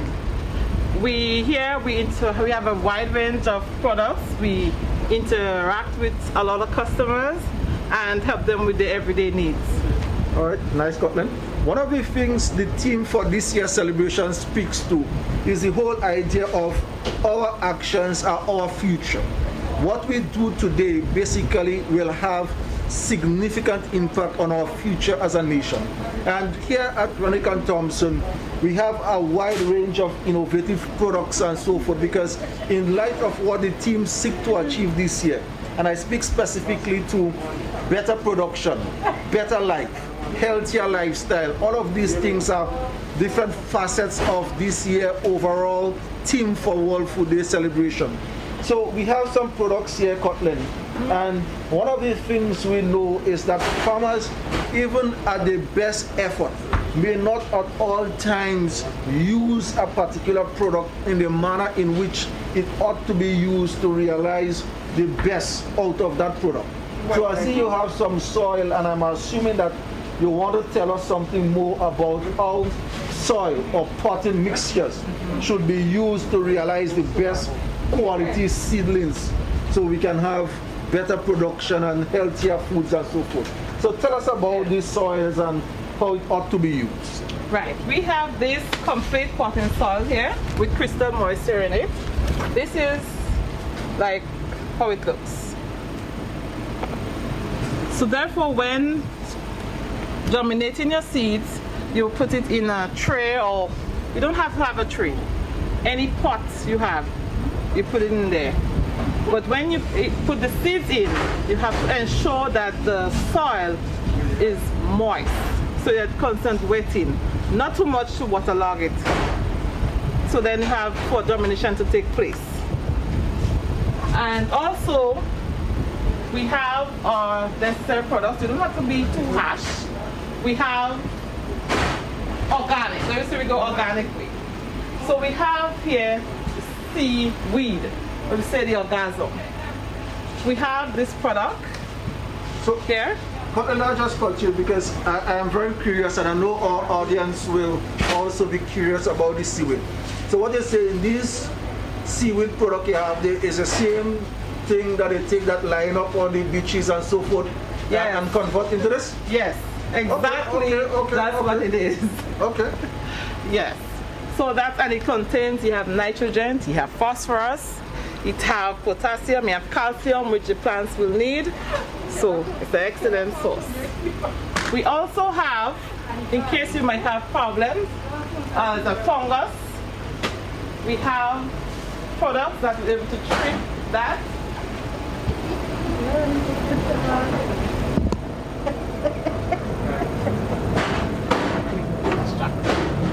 We have this product here. It's extractor. It's a systemic fungicide that you could use. It's 1 to 2 teaspoons to a gallon of water, and you could treat your plant. So let I just, for the benefit of our viewing audience, let I just ask this question. The medium that you spoke of earlier, it contains no chemical, it's just pure. So when somebody purchases this, they ought to treat it before they treat it while it's seed? How it works? They will treat it while the seeds is there, because not every time you would do that and you have problems. If you don't have problems, then that's fine. But when you do encounter problems, especially the fungus part, you could use a fungicide for that. Okay, because I know a lot of persons are viewing us live now, and I just want to be clear for our audience. If you purchase this potting mix and you sow your seeds, there is no need to put anything into it. You could use it as is, and if you realize some defects or you'll treat it. Yes. But as it is now, it is good to just use as is. Yes. I just wanted to be clear. Just as it is. Yeah, I just wanted to be clear on that. Yes. The come on up, just give them a clear excuse. Again, we are live at Renrick & Thompson, interacting with one of our input suppliers who are sharing with us some of the ways or the best practices for using their potting mix. And we have quite a few different brands. So I just want to ask you, Cotlin, again, what is the difference? Because I see the different brand names. Welcome back, folks. Another very interesting video, and Mr. Lindsay, I must say, you've done an excellent job in, engaging the input suppliers. We saw Caribbean Agro earlier, now Rennick & Thompson, another very, very key player in all of that. And you were looking at some of the insecticides and some of the things you can use, or the farmer can use in doing his work. Very, very important. The ministry, and I think I made mention of that earlier, that relationship with the ministry and the input suppliers. In terms of some of the items that are brought in, or products that are brought in, let's say in Rennick & Thompson's case, things like insecticide, where you may have to use some chemicals and stuff like that. Some people use weedicides, and I hope I have the name correct. I beg your pardon if this is not correct, folks, but they use to get rid of weeds and insects and all of that. Is there any guidance from your part in terms of what is acceptable? Because I know there are some that, you know... Well, you know, there is an insecticide board, and the chemicals that comes into the country must get clearance from the board. So the Ministry of Health, there are other stakeholders that are involved in this because it's a collaborative effort. But we seek to maintain the most rigid standards as what chemical that gets in here, what is used in the farming and the rearing of animals and so forth. So to answer your question, yes, great oversight is given to the type and the composition of chemicals that gets into the country and by extension that is used in the production of our food. That is very, very important. So any chemical that comes in, the input supplier need to get that clearance from.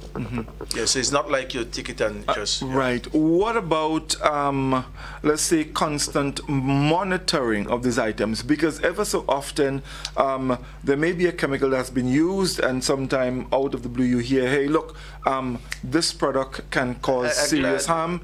Are you on top of things like that? I'm very pleased that you asked the question because it raised a very, very troubling for me. That is my take on it, because as much as we can try and we do the very best we can as a ministry, as a government, to regulate what comes in, you will always find the exception where somebody will try to break the law or go contrary and bring in something that they know that is not, acceptable. In that cases, we really want to implore and the viewing public, the farmers and the persons that use this chemical to desist from it, because some of the contents there, if it is not cleared by the pesticide board, I would admonish persons, do not use this chemical. Do not bring them into the country, because there is a reason why you haven't received authorization to do it. And when you do it and you bring it here, you put everybody at risk. So I am very grateful for that question, because it highlights a very important aspect of our food security, because you can have food, and I made that point at Rennick & Thompson today, you can have food that looks good and what have you because the chemical composition allow the plant to look that way. But when you actually eat that, it can have great consequence, negative consequence. So and it's important. But it's interesting because yesterday was World Standards Day. Is there a relationship between yourself and, let's say, the Bureau of Standards as it relates to what is allowed and what is not allowed, and if something that is not allowed comes in, action can be taken against the people bringing it in? The short answer to that, Godfrey, is yes. As a while ago you had persons from the Produce Chemist Lab. The Bureau of Standards is a critical stakeholder, and there is close working relationship between the ministry and the Bureau of Standards. And all of these things highlights the significance of the message that we want to get out to the public. That is why we include in today's program that segment that we are having now, because we want to create that awareness. Persons need to be mindful of the chemical that they use. Yes, we allow chemicals, we have a wide array, organic, non-organic, and so forth. But you need to pay particular attention and use those chemicals as recommended or in the recommended way that a manufacturer has listed. Sometimes persons buy the chemical and they don't even use it to the ratio, and it creates problems. It creates problems. Okay, thank you. Mr. Lindsay, I thank you very much indeed for chatting with us. We do have a few more items on our program that we need to complete, and you know how time can just all the best fly by. I thank you very much, and of course we'll be chatting again soon. Thank you. All right.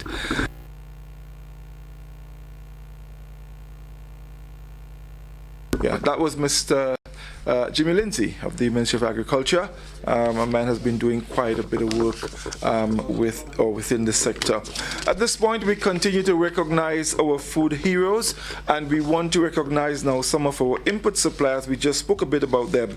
Inputs to the agriculture production sector can impact the safety of the final product.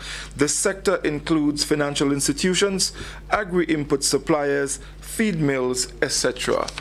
This afternoon, we make special mention of Rennick and Thompson and Farm and Garden.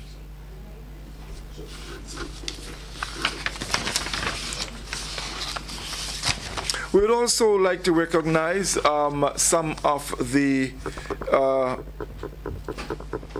people involved, like the financial institutions and the Grenada Development Bank. It has been renamed the Grenada, as a matter of fact, it used to be the Grenada Agricultural and Industrial Development Corporation, and itself was a successor of the Grenada Agricultural Bank, originally established in 1965. So this afternoon we recognize the Grenada Development Bank. Also, the manufacturing sector includes all the individuals and firms that process agricultural commodities, manufacture food products, and distribute the retail food products to the final consumer. We make special mention this afternoon of the Village Bakery and Mr. Trevor Modeste. Wonderful indeed. As we continue, folks, we are getting into a segment that I think has created quite a bit of attention in recent times, and it has to do with the Croton scale insect. And in a moment, Mr. Thaddeus Peters will be joining me to talk a bit about that. We have a little feature, a video feature on the Croton scale insect. We will show that to you as we get ready to have a chat with Mr. Thaddeus Peters. So here is our video on the Croton scale insect. A pest now creating economic damage to crops here in Grenada. It has rapidly infested a number of plants within recent months, among them being crotons, mangoes, plums, guavas, avocados, and sourshops.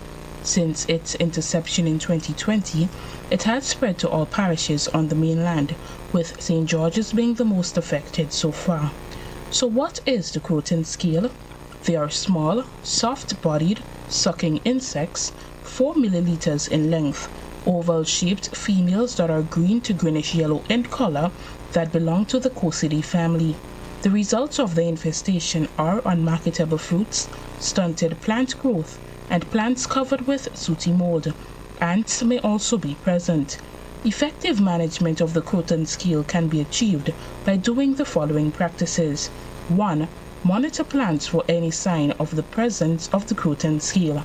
Take action once any life stage is observed. 2. To reduce the spread of the Croton scale, do not move planting material and fruits from infested sites. 3. A general field sanitation that includes weeding and pruning is important. Remove heavily infested plant parts from the field and burn where this can be done. 4. If natural enemies such as ladybird beetles are seen feeding on these pests, they must be conserved and protected. That is, insecticide application must be avoided. 5. Insecticide treatment will be necessary as the insect population increases. Horticultural oils, insecticidal soaps, and neem sprays should be applied. Dishwashing liquid can be added to the solution to help loosen sooty from the plant. 1 or 2 repeat applications at 7-day intervals is required to prevent rapid reinfestation. 6. At high persistent infestation, products such as diazinon, deltametrin, Fastac, Ethrin, or Carete are effective. These are contact insecticides that require a proper spray coverage to be done during applications.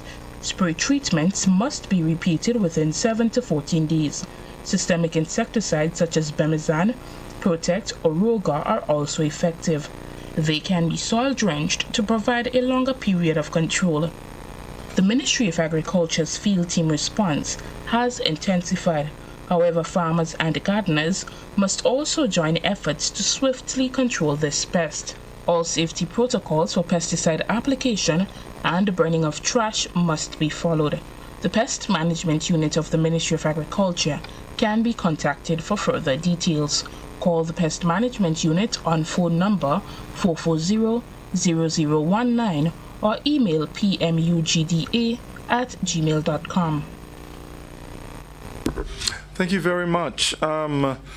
I have with me Mr. Thaddeus Peters, and Mr. Peters, I know he's involved in pest control. You can put your microphone on, Mr. Peters.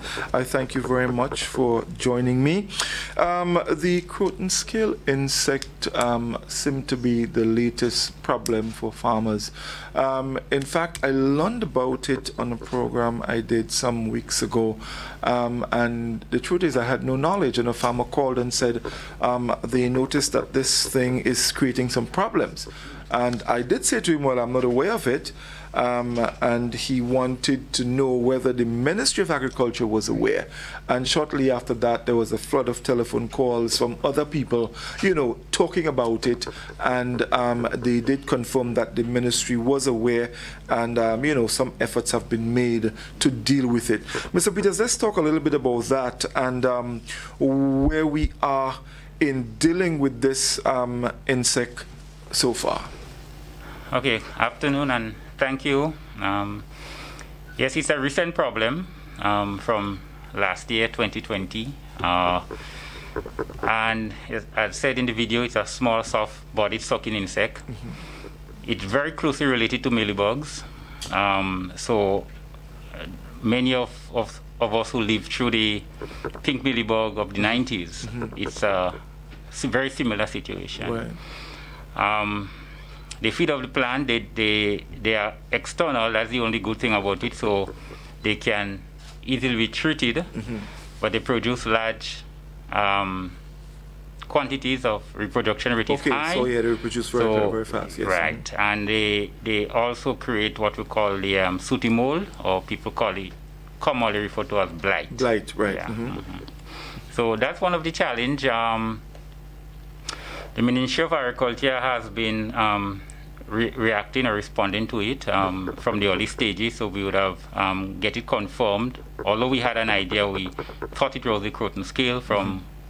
We also confirmed it with external identification services, and we have recently intensified by having additional field teams to do treatments where it's necessary. Okay, but do we have any idea where it came from, or how did it get into Grenada? Well, we may not be. We think it came in on plants, imported plants out of the U.S. It's been a pest in the U.S., Florida especially, since 2008, and it has since spread to a few Caribbean islands. Okay. Yeah. So that's been the reaction thus far. It's affecting a number of plant species. Mangoes, soursop, croton itself being the one of the only hosts that will actually can be. That's where you can find it. Yeah, you can find it as almost an indicator, and it can actually kill the plant eventually. The other trees will stand up, but you can get heavy infestation. Guavas, plums. Yeah. How, and where are we in terms of making progress in getting rid of it? It will be difficult to get rid of. We are trying to pull back the infestation levels as much as possible, so we are doing field treatments with pesticides. We just talked about pesticides, so it's not always good to add pesticides to the environment, but when it's necessary, we really have to. Long-term control, we are still trying to follow. We have some challenges with biological control. For the mealybugs, we use ladybird beetles and parasitic wasps. So in the long term, we think that's the way we'll go as we go into 2022. But for now, we are using pesticide treatments. They do work. We have been seeing very good results wherever we have treated.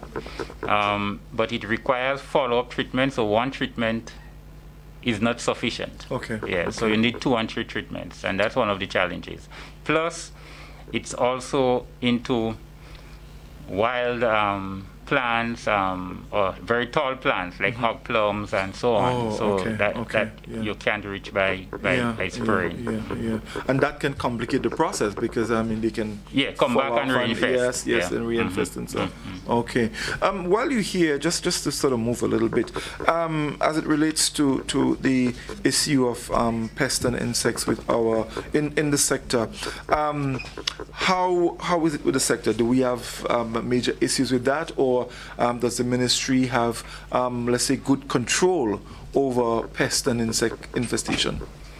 Well, pest and disease is always a challenge. I mean, last year into this year, the international community celebrated or focused on the International Year of Plant Health.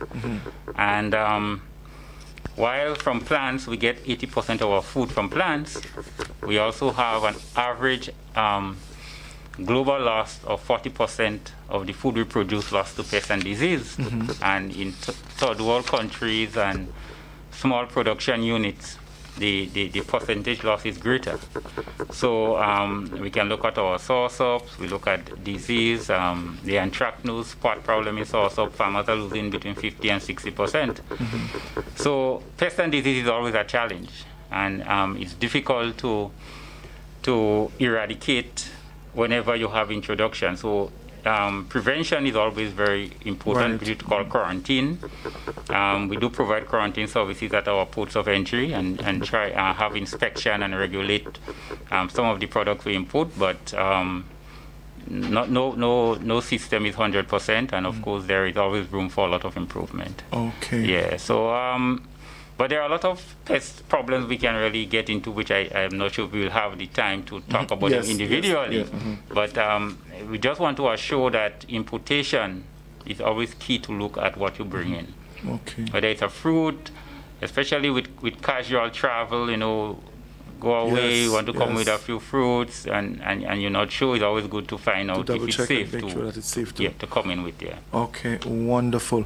Definitely, Mr. Peters, I would like to engage you in a discussion, and of course we do have programs that are aired on radio and television, and we definitely will be inviting you to talk a bit more on pest and disease in our plants and animals as well, because it's an area that we probably don't pay enough attention to as it relates to care and attention to our animals. So I thank you very much for chatting with us.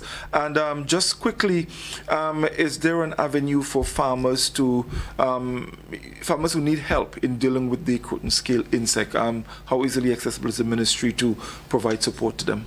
Okay, well, our office number at the Botanic Gardens is 440-0019, or you can contact your district extension office, and they can relay the information to. We currently have 2 field teams that are dedicated to providing assistance to the farmers on a daily basis. Okay, that's wonderful. Okay, thank you very much, Mr. Peters. It was a pleasure, and we look forward to chatting again. Okay, you're welcome. Okay, yes, indeed. Well, folks, what we're going to do now, we're getting close to our entertainment segment, I would like to call it. But just before we do that, we just want to recognize our last set of food heroes for this year. And let me say, folks, this in no way means that we don't recognize our food heroes. Every single one of them are very, very important, but I'm sure you can appreciate we can't do everything in one afternoon, because there's so much people who play their part in ensuring that what has to be done is done, that it would take us quite a while to do that. But we have other heroes, for example, the police, the Predia Larceny Task Force. The Predia Larceny Unit commenced in the year 2004. 30 Predia Larceny officers were trained at the police training school and were posted to different divisions throughout the island. Presently, there are 36 officers attached to that department. The department will be intelligence-driven.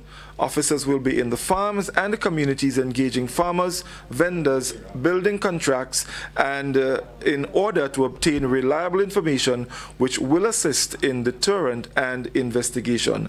The task force will work along with farmers to create an active police farm watch in every parish. And of course, the ministry extends its thanks to the Predia Larceny Task Force. Also, the Ports Authority. The Grenada Port Authority has been serving the nation for approximately 3 decades. Over the years, the GPA has made investments that have better equipped it to serve and strengthen the local food system. The GPA is a major player in the distribution of agricultural and food products. Again, the ministry says thank you. And folks, we now have some 2 segments that are pretty entertaining. We do have for you a cultural presentation from our sister isle of Carriacou and Petite Martinique. So we present to you now some cultural activities. After that, we would go into our exhibition video. So do enjoy.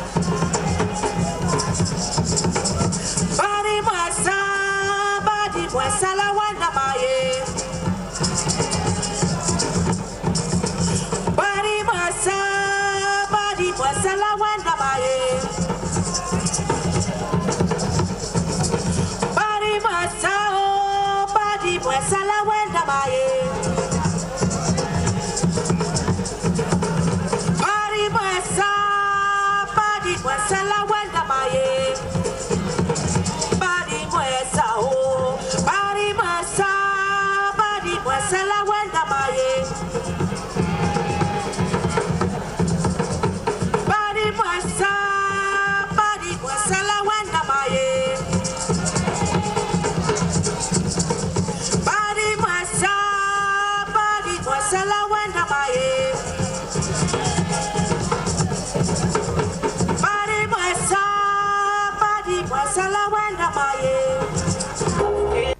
Well, in favor Albert way? No, Grandma, I can't hug you now. You see my clothes is sweaty after walking this long distance with my heavy suitcase. Come and rest yourself, my child. Fred, carry the grip inside the house. Oh, God, look with granddaughter. Come and rest yourself on the settee, my child. No, Grandpa, I'd rather go by the door where I can get some breeze.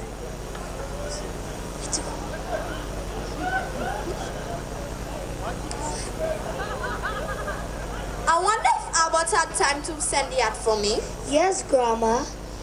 Dad sent you a lovely hat and a nice pants for Grandpa. Oh, God. Come and rest yourself. You want some hat tea? You want some cuckoo callaloo? No, Grandma, I'm okay.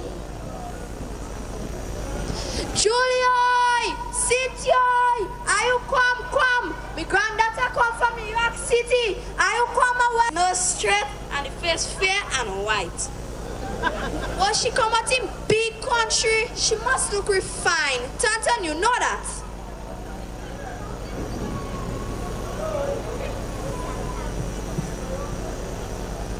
But are you just long so? You're feeling hot?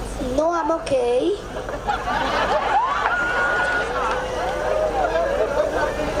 Sarah, where do you...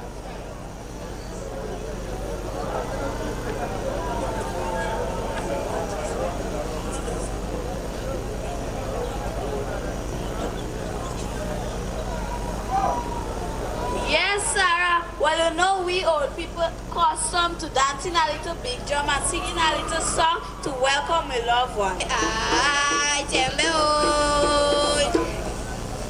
Tembe hoy. But why you just long so? No, I'm okay. I don't want to get raped, you know.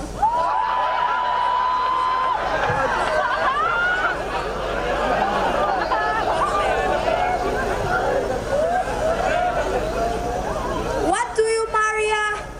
Grandma, it looks like I'm having a bowel movement.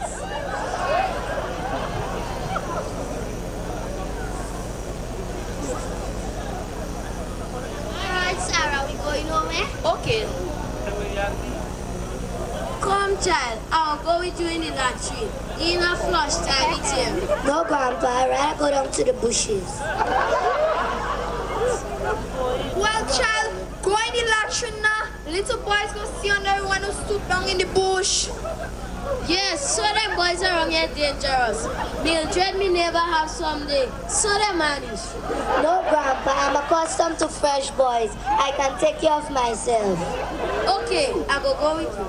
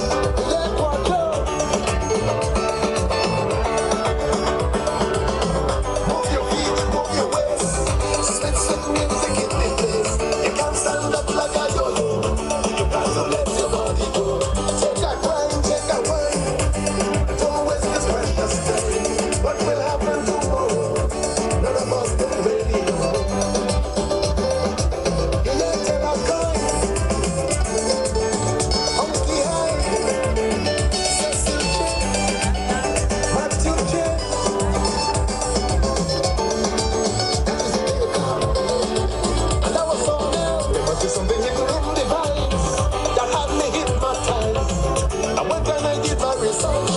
I want to crush on my approach. Dance like Moses, killing champion. So much to mention. These men kept the culture and pass it on to us with pleasure. Let's hold on. Let over.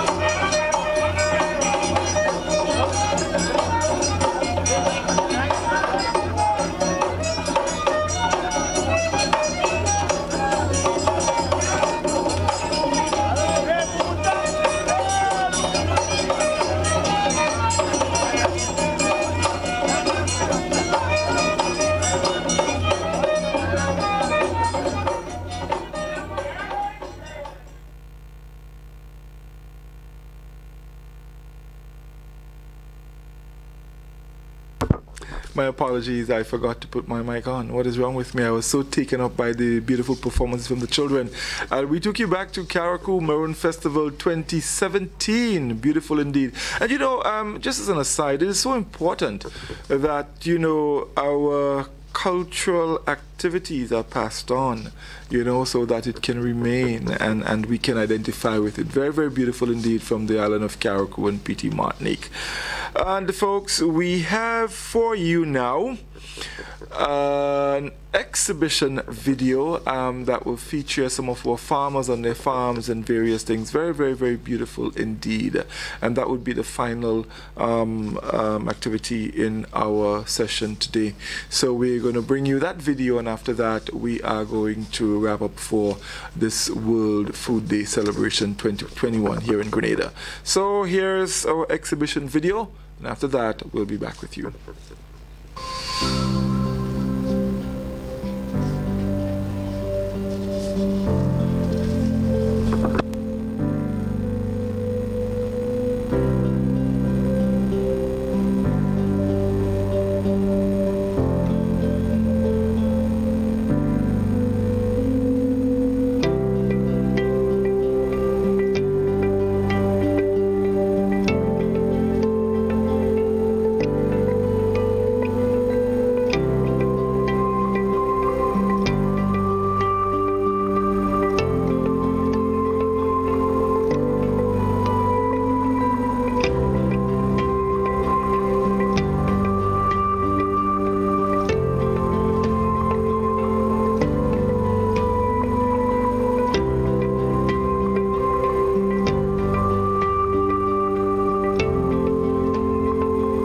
Starts with the receipt of what we call day-old chicks, baby chicks.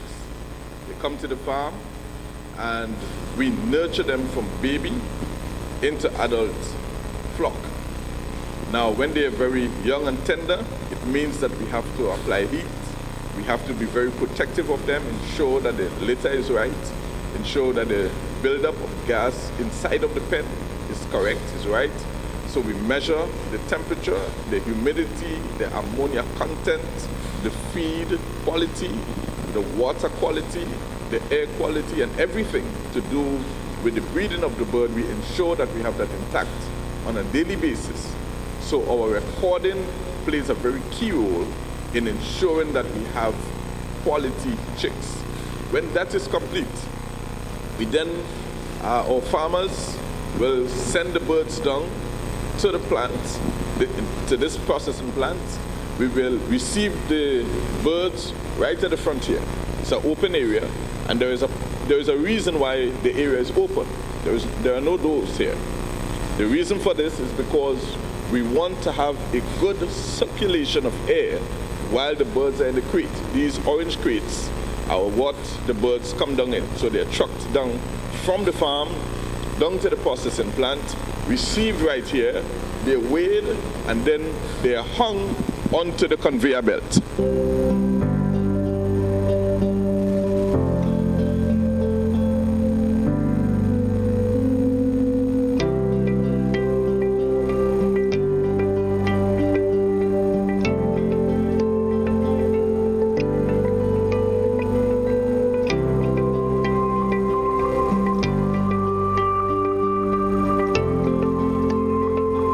This is where we inspect the bird for quality. This is where we separate what we would refer to as reject from good quality birds.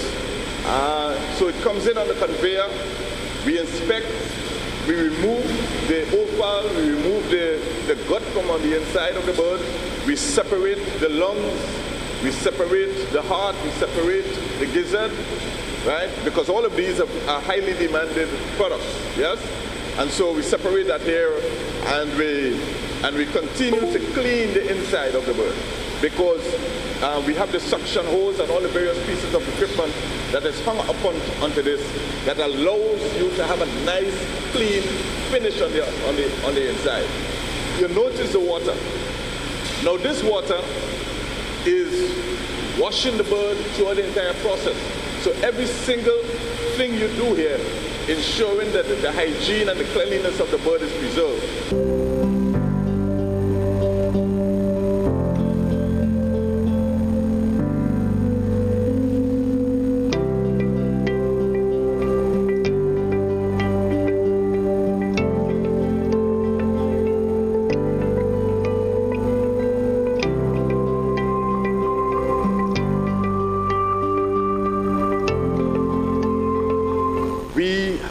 Entering into contractual arrangement with our farmers to be able to supply us chicken.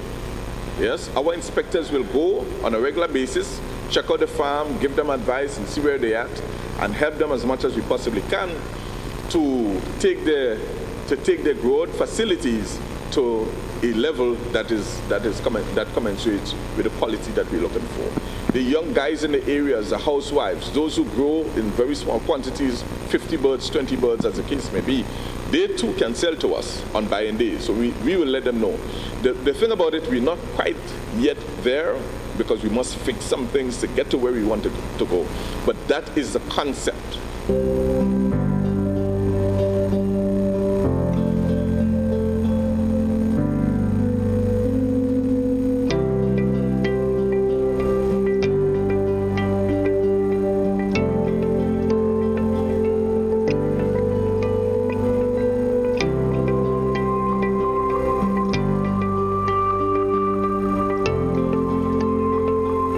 Get the day-old chicks, we take with time, we make sure that we put them down properly from the box, put them in nice cushion on the ground, on the floor, and that is where we start to take care of them.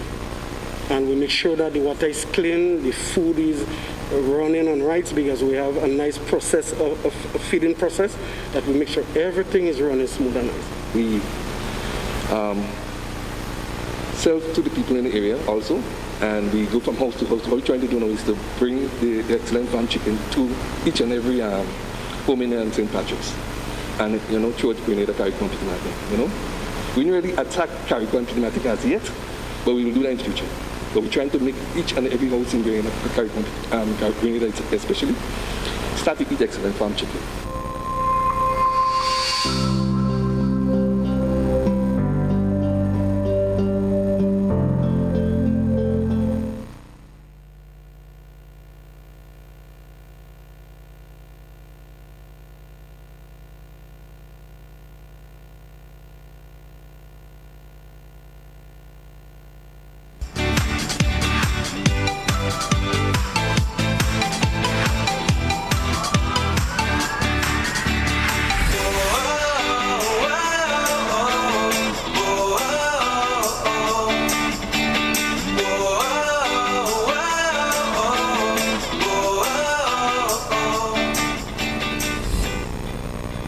My name is Siddiqui Sylvester, and I'm farming here in Bellevue, St. George. How long have you been doing this? I first started farming in 1990 when I returned to Grenada. I had an orchard at the time with various fruit trees, soursop, mangoes, cashew nuts, passion fruit, etc. All destroyed by Ivan. Every single tree was destroyed by Ivan. And it was very difficult after that, and I restarted in March of last year. So from 2007 to last year, I basically had stopped any farming. So now you're gonna just take us through the farm and show us some of the herbs and the other crops that you have been planting, and then you're gonna tell us why you chose to get into some of those crops. Okay? Okay. Well, as you see, the ones there with the kind of a yellowish thing, that's tarragon, right? And what is this good for? What are the benefits? I can't mind tell you everything that is good for, but you can Google, you can find out that all of them have the significance, right? So there's tarragon, of course, you have the basil here, or the basil, some people say, right? We have Santa Maria, we have turmeric, we have stinging nettle, we have pretty bum, we have ven, we have lemongrass in the distance, and that's about it for here. I think those are the main crops that we're going to be growing here. And why would you say you chose to get into those herbs? Well, I've always been one who thought that we need to maximize the benefits of the local herbs here. I know that years ago, when I lived in the States, I saw people paying a lot of money for things like lemongrass, etc.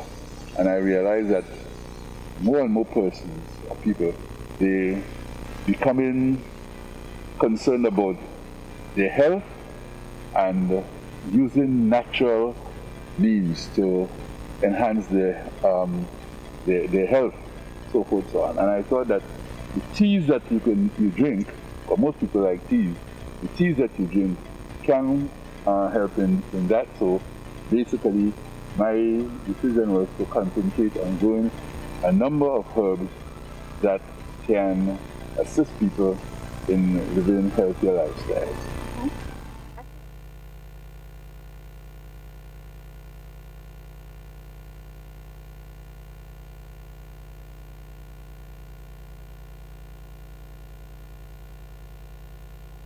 I am Lama Douglas. And together we make Douglas Farms.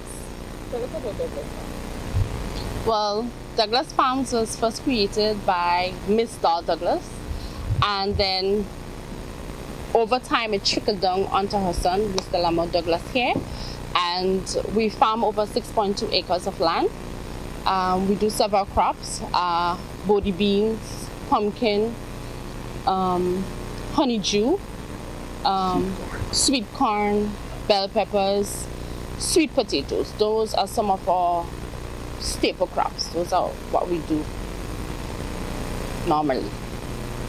Tell us how you feel about contributing to the food chain and making sure that people in Grenada have food.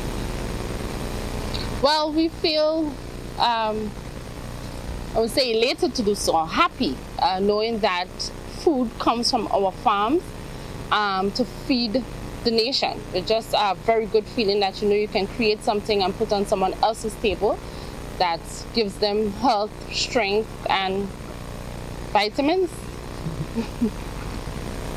Anything? And how do you interpret the theme or actions of future? How does it link to your farming life? Well, our actions of future, to me, interpreting that would be a bit straightforward, because my action as a farmer would enhance Grenada for its future, knowing that we are able to plant and feed. So action is planting, future is feeding. So our actions, our future is that's how it's interpreted to me. So in this area, we prepared a plot of land by ourselves. We invested heavily in a tractor, the purchase of a tractor, which has helped us greatly, knowing that we don't have to take so much time to get this area plowed, or we don't have to, kind of wait on someone to come and get it done. Rocky was able to do it on his own. Yeah. Normally it took me like a month to do this whole area. I did this one afternoon. It's not quite finished as yet because I need to clean it or disc it, get it a bit finer in preparation to do ridges so we can plant our footing. Yeah, and we couldn't plow the whole area because we have waterlogging in that area, flooding that happens over in that area. And also behind you, we have our livestock area where sooner or later, or rather sooner, we'll be preparing to put our livestock here. We already have some, but we want to enhance it a bit more to just enhance and create more food security. Coming from Douglas Farms, our actions are our future. Happy World Food Day. So hi everyone, my name is Nina and I'm from the Ministry of Agriculture's PR unit. And today we're on the farm of Mr. Matthew Tyab Phillip in St. Patrick, and he's one of our food heroes. So thank you for allowing us the opportunity to interview you, Mr. Phillip. We know you've been farming for a long time, but there are others who don't know about you. Tell us a little bit about yourself. Yeah. Well, I've been farming for about 35 years now. But it's interesting to say that before I really get involved in farming, I used to do construction.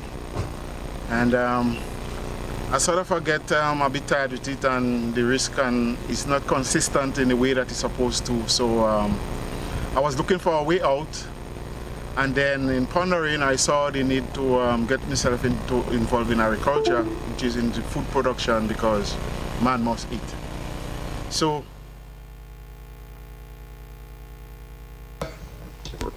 Thank you very much. You've been viewing an exhibition, well, a few exhibition videos of some of our stakeholders in the agricultural sector. That feature actually brought us to the end of our program for today. It's World Food Day celebration here in Grenada. I always say that days like these should not be a one-off. Yes, we have a day that we recognize as World Food Day, but to every one of us in Grenada, we should consider it World Food Day, or maybe Grenada Food Day. The aim, remember, of this special day was to eliminate world hunger. And going forward, I am sure that the Ministry of Agriculture will continue to do what they need to do to ensure that happens here in Grenada. We thank every one of you for viewing, all the kind comments on social media. We thank you very much. Just before we leave, I just want to invite Mr. Jimmy Lindsay to say his final thank you and parting words. Thank you, Godfrey. And I just want to join with you and extend a heartfelt appreciation for what we were able to accomplish today. It was a total team effort. We saw the comments via social media and the persons who would have called into the various networks that are bringing this to you live. We are so grateful that what we would have put together for you, that you receive it well, and we look forward to engaging you in sessions like these again as we move into the future. We understand the challenge that we are faced with COVID, and as I said previously, we were not prepared to let the pandemic be an inhibitor towards hosting this year's celebration. So we just want to thank everyone who would have taken the time off to sit, to listen, and to really participate, because some of you indeed participated in your comments and so forth that you would have typed and called in and all of this. So once again, on behalf of the Ministry of Agriculture, we want to express our gratitude to each and every stakeholder in the agriculture value chain and in the food system of Grenada as a whole. So we leave you at this juncture, and we also want to thank you until we meet again in a session like this. Thank you, everybody.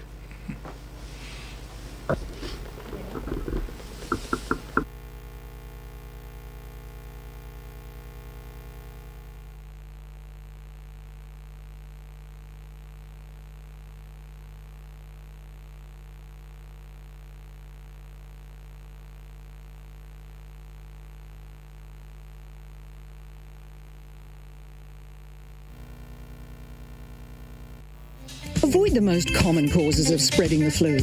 Cover your coughs and sneezes with a tissue, dispose of it straight away, and either wash your hands or use an alcohol-based hand sanitizer.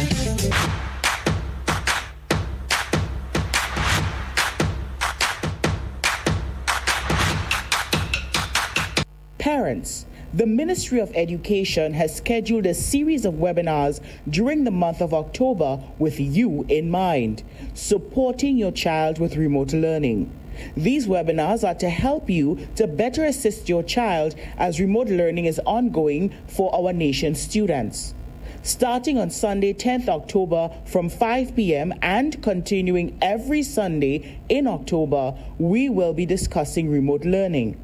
Week 1, get to know your device, how to interact with the devices and care for them. Weeks 2 and 3, we discuss remote learning during the COVID-19 pandemic and apps for promoting remote learning. And week 4, Sunday 31st October, the discussion will zero in on psychosocial well-being, balancing e-learning with the rest of your life. The Zoom-based webinars will be broadcast live on GIS Facebook page and Channel 22, beginning Sunday 10th and continuing every Sunday in the month of October from 5 p.m. Support your child with remote learning.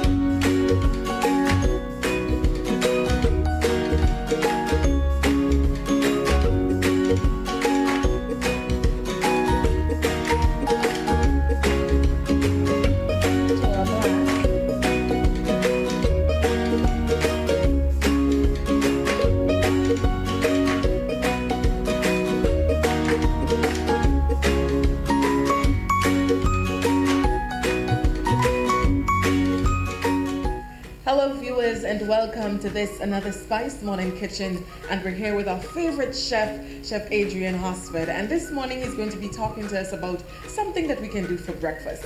Chef Hosford, welcome. Good morning, and thank you for having me again. It's good to have you. It's good to be here. We know whenever we're in your kitchen, it's something good that's going to be cooked up. Tell us a bit about what we're going to learn this morning. Okay, so this morning we're going to do something a little simple, but I don't know if much people knows about it. So we're going to do a bread nut pita pocket. Tell us a bit about what's involved. What do we need to get started? Well, first of all, you need to find some bread nut. Bread nut may not be that scarce around, but I don't think much trees around now. Yeah. And then you boil it, and then you peel it, cut it up together with some cucumber, tomatoes, and some lettuce. Mm-hmm. But I mix the bread nuts with the cucumber, tomato, with a little mayo. Mm-hmm. And then I use a pita pocket, heat it up, cut it in half. That's it. Just like that? Just like that. So we're going to learn how to do that this morning. So viewers, stay with us because we're going to do a bread nut pita pocket. That's right.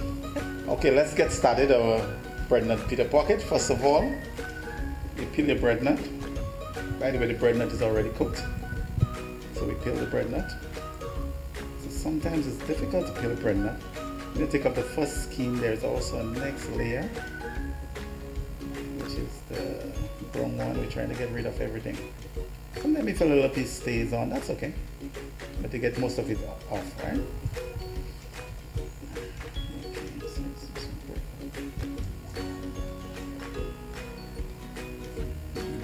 I think those with the long fingernails may not be able to feel it. But when in the kitchen, you can't have too much long fingernails, right? So.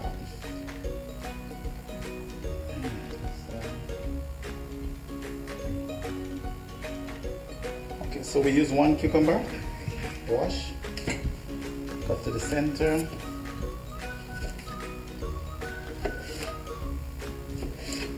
What I try to do is to take off the guts.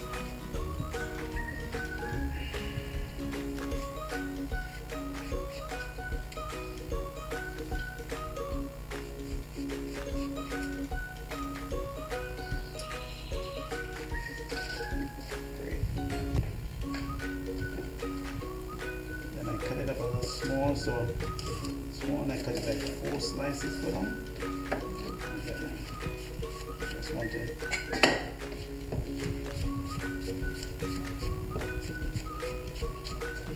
So I leave the skin on so I get a little color. And I take off the center so it doesn't make much water. Okay? So you need a little crunch. Like this. Just gonna do this piece.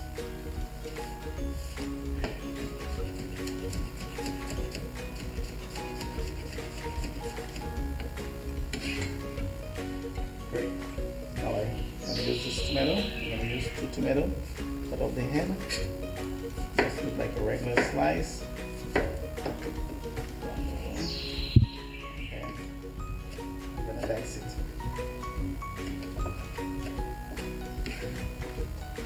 So the contrast of colors in the bowl there.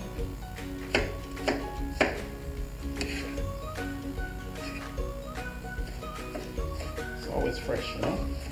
I like to use the fresh stuff. This smells a little foam. You can call it in.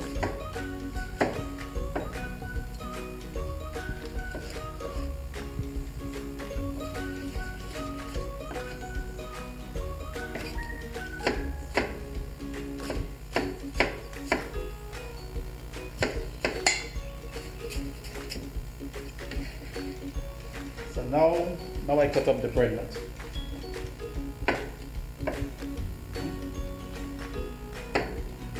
Might take a little while because you gotta be careful you don't cut your hand. You don't have to cut it that dice, either too small because you need to bite, you know.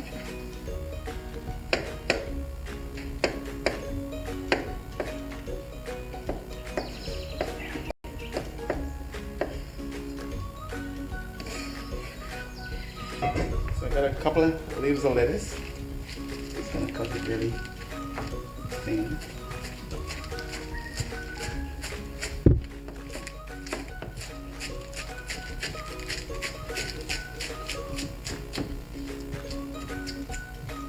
This I wouldn't mix them, just gonna put it on the side.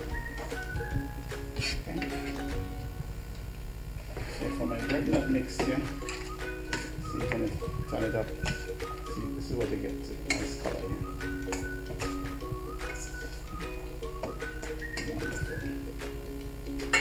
For my mixture, I'm just going to put a little mayo.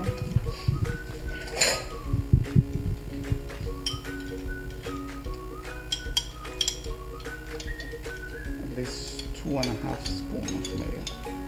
This. And I'm just going to put a sprinkle of this, not much.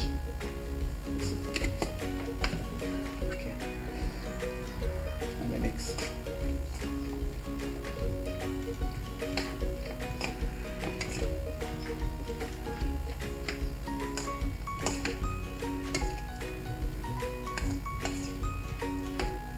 Nice. See what it looks like. Get a little juice in there.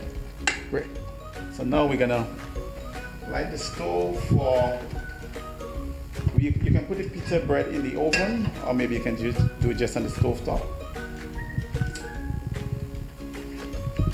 Now the frying pan is hot. I'm just gonna put it so it can heat up a little bit. Just want a little heat. Become a little moist. Isn't too long.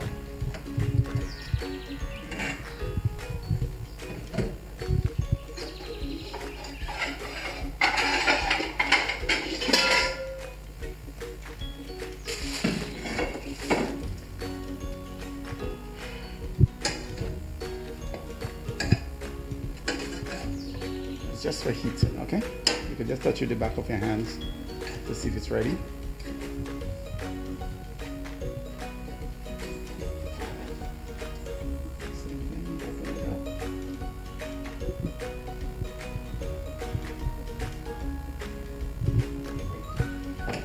So now, take some of this mixture.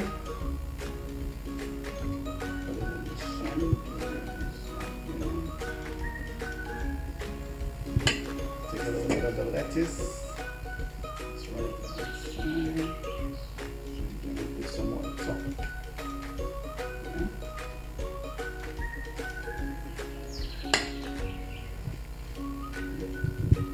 Okay. So mix it in the bottom.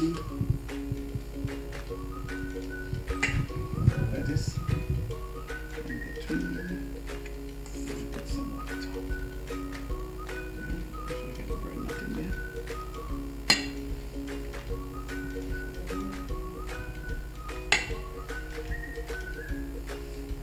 There is your bread nut in the pocket.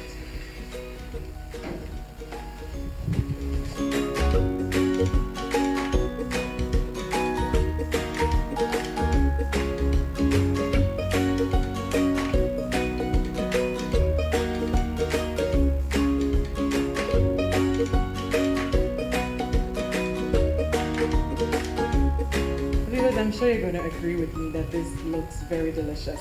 And I guess it's another option for persons who are into a vegan diet, persons that are probably on a diet and they're giving meat a rest. You can put tuna in this, chicken if you wish, yes, a little lobster probably. So we'll have a taste right now.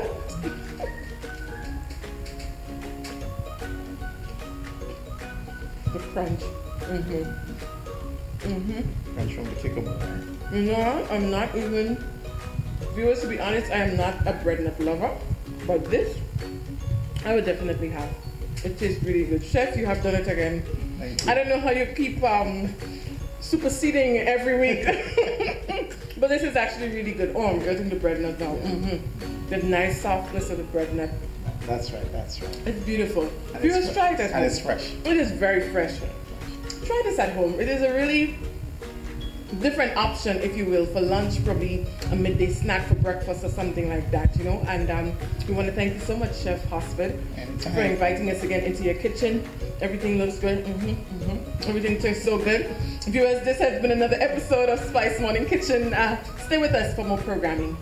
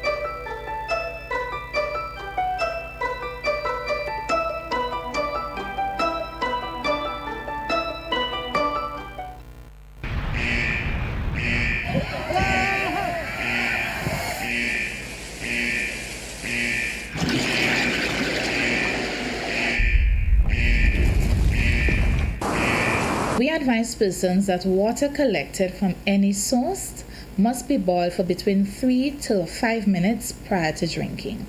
And of course, if you are uncertain of the water quality that you believe that you would have collected, we encourage vigorous boiling, as I've noted before, for 3 to 5 minutes. Allow it to sanitize, let it cool out. If you need to apply a temporary treatment in the form of hypochlorite bleach, we encourage persons to use the regular household bleach from the home laundry or grocery store. Do not use bleach that has a fragrance or that has a scent. We encourage persons also to read the label. It should be 5.25%. And what we also encourage persons is that they can add 16 drops of bleach to 1 gallon of water. Let it stir. Let it stand at least 30 minutes. If the water does not have a little smell of bleach, repeat the dose of 16 drops per gallon and allow it to sit for a further 15 minutes. If it smells of bleach, now it is okay to drink. If it does not smell of bleach after 2 treatments, the water certainly is too dirty for human consumption. And if the water has a strong chlorine scent after 30 minutes, pour it back and forth between clean jugs or containers until the scent has dissipated.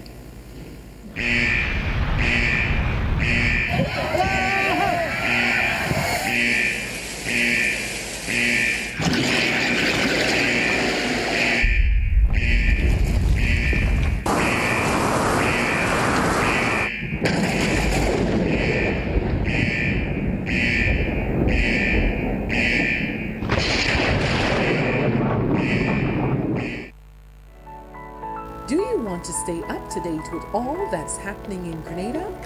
Then tune into the Government Information Service on channels 12 or 22, or follow us on our live stream gov.gd/TV. Get in the know with government press conferences, informative interviews, community projects, the national report, and much more. The Government Information Service, keeping the people of Grenada informed.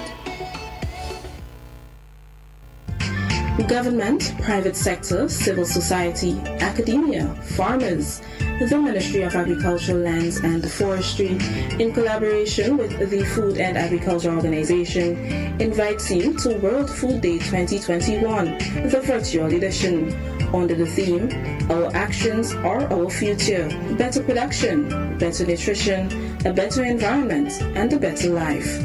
Join us October 15 from 9:30 a.m. via Zoom, Facebook, GIS, and Real FM as we recognize and celebrate the many successes of the agriculture sector.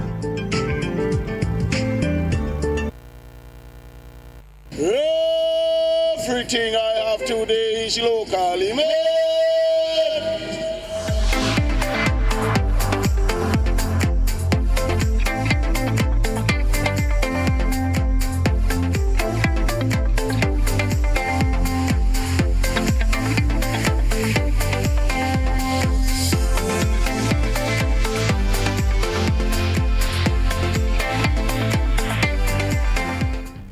Cindy Mackenzie is the owner of Rustic Selection, a business that entirely epitomizes the name of our program, Locally Made. Miss Mackenzie is a known writer, and her book, Forthright, tells about her upbringing in Grenada. However, she is also a woman with a knack for creativity, using almost any natural and recycled resources and transforming it. She turns the leaves and flowers into tea bags, stones and sand into flower pots. She uses dried grass, flowers, leaves, and other resources to make decorative pieces, greeting cards, and much more. Here is how the inspiration all sprung to life. So I moved to the UK in 2007, and then we came back in 2013. And it was right here on this patio. We had a couple friends who used to live in Grenada move back to Canada. We were having lunch right here, and the lady said to me, we were talking about business ideas and how we moving forward, moving back to Grenada and all that. And she said, why don't you try? You ever heard of cement planters? I'd never heard of cement planters. And she said, go on YouTube and have a look. And that is how it started. I went on YouTube and I looked up cement planters, and the ones that came up were the ones she was talking about that you do with the fabric, where you drench it in cement and you drape it over a shape, and it takes that form. So that is how I started. There are a lot of people doing it now, but you have to experiment a lot to get the sturdiness of the thing, because if you put a plant in it and it's not sturdy enough, it would just open.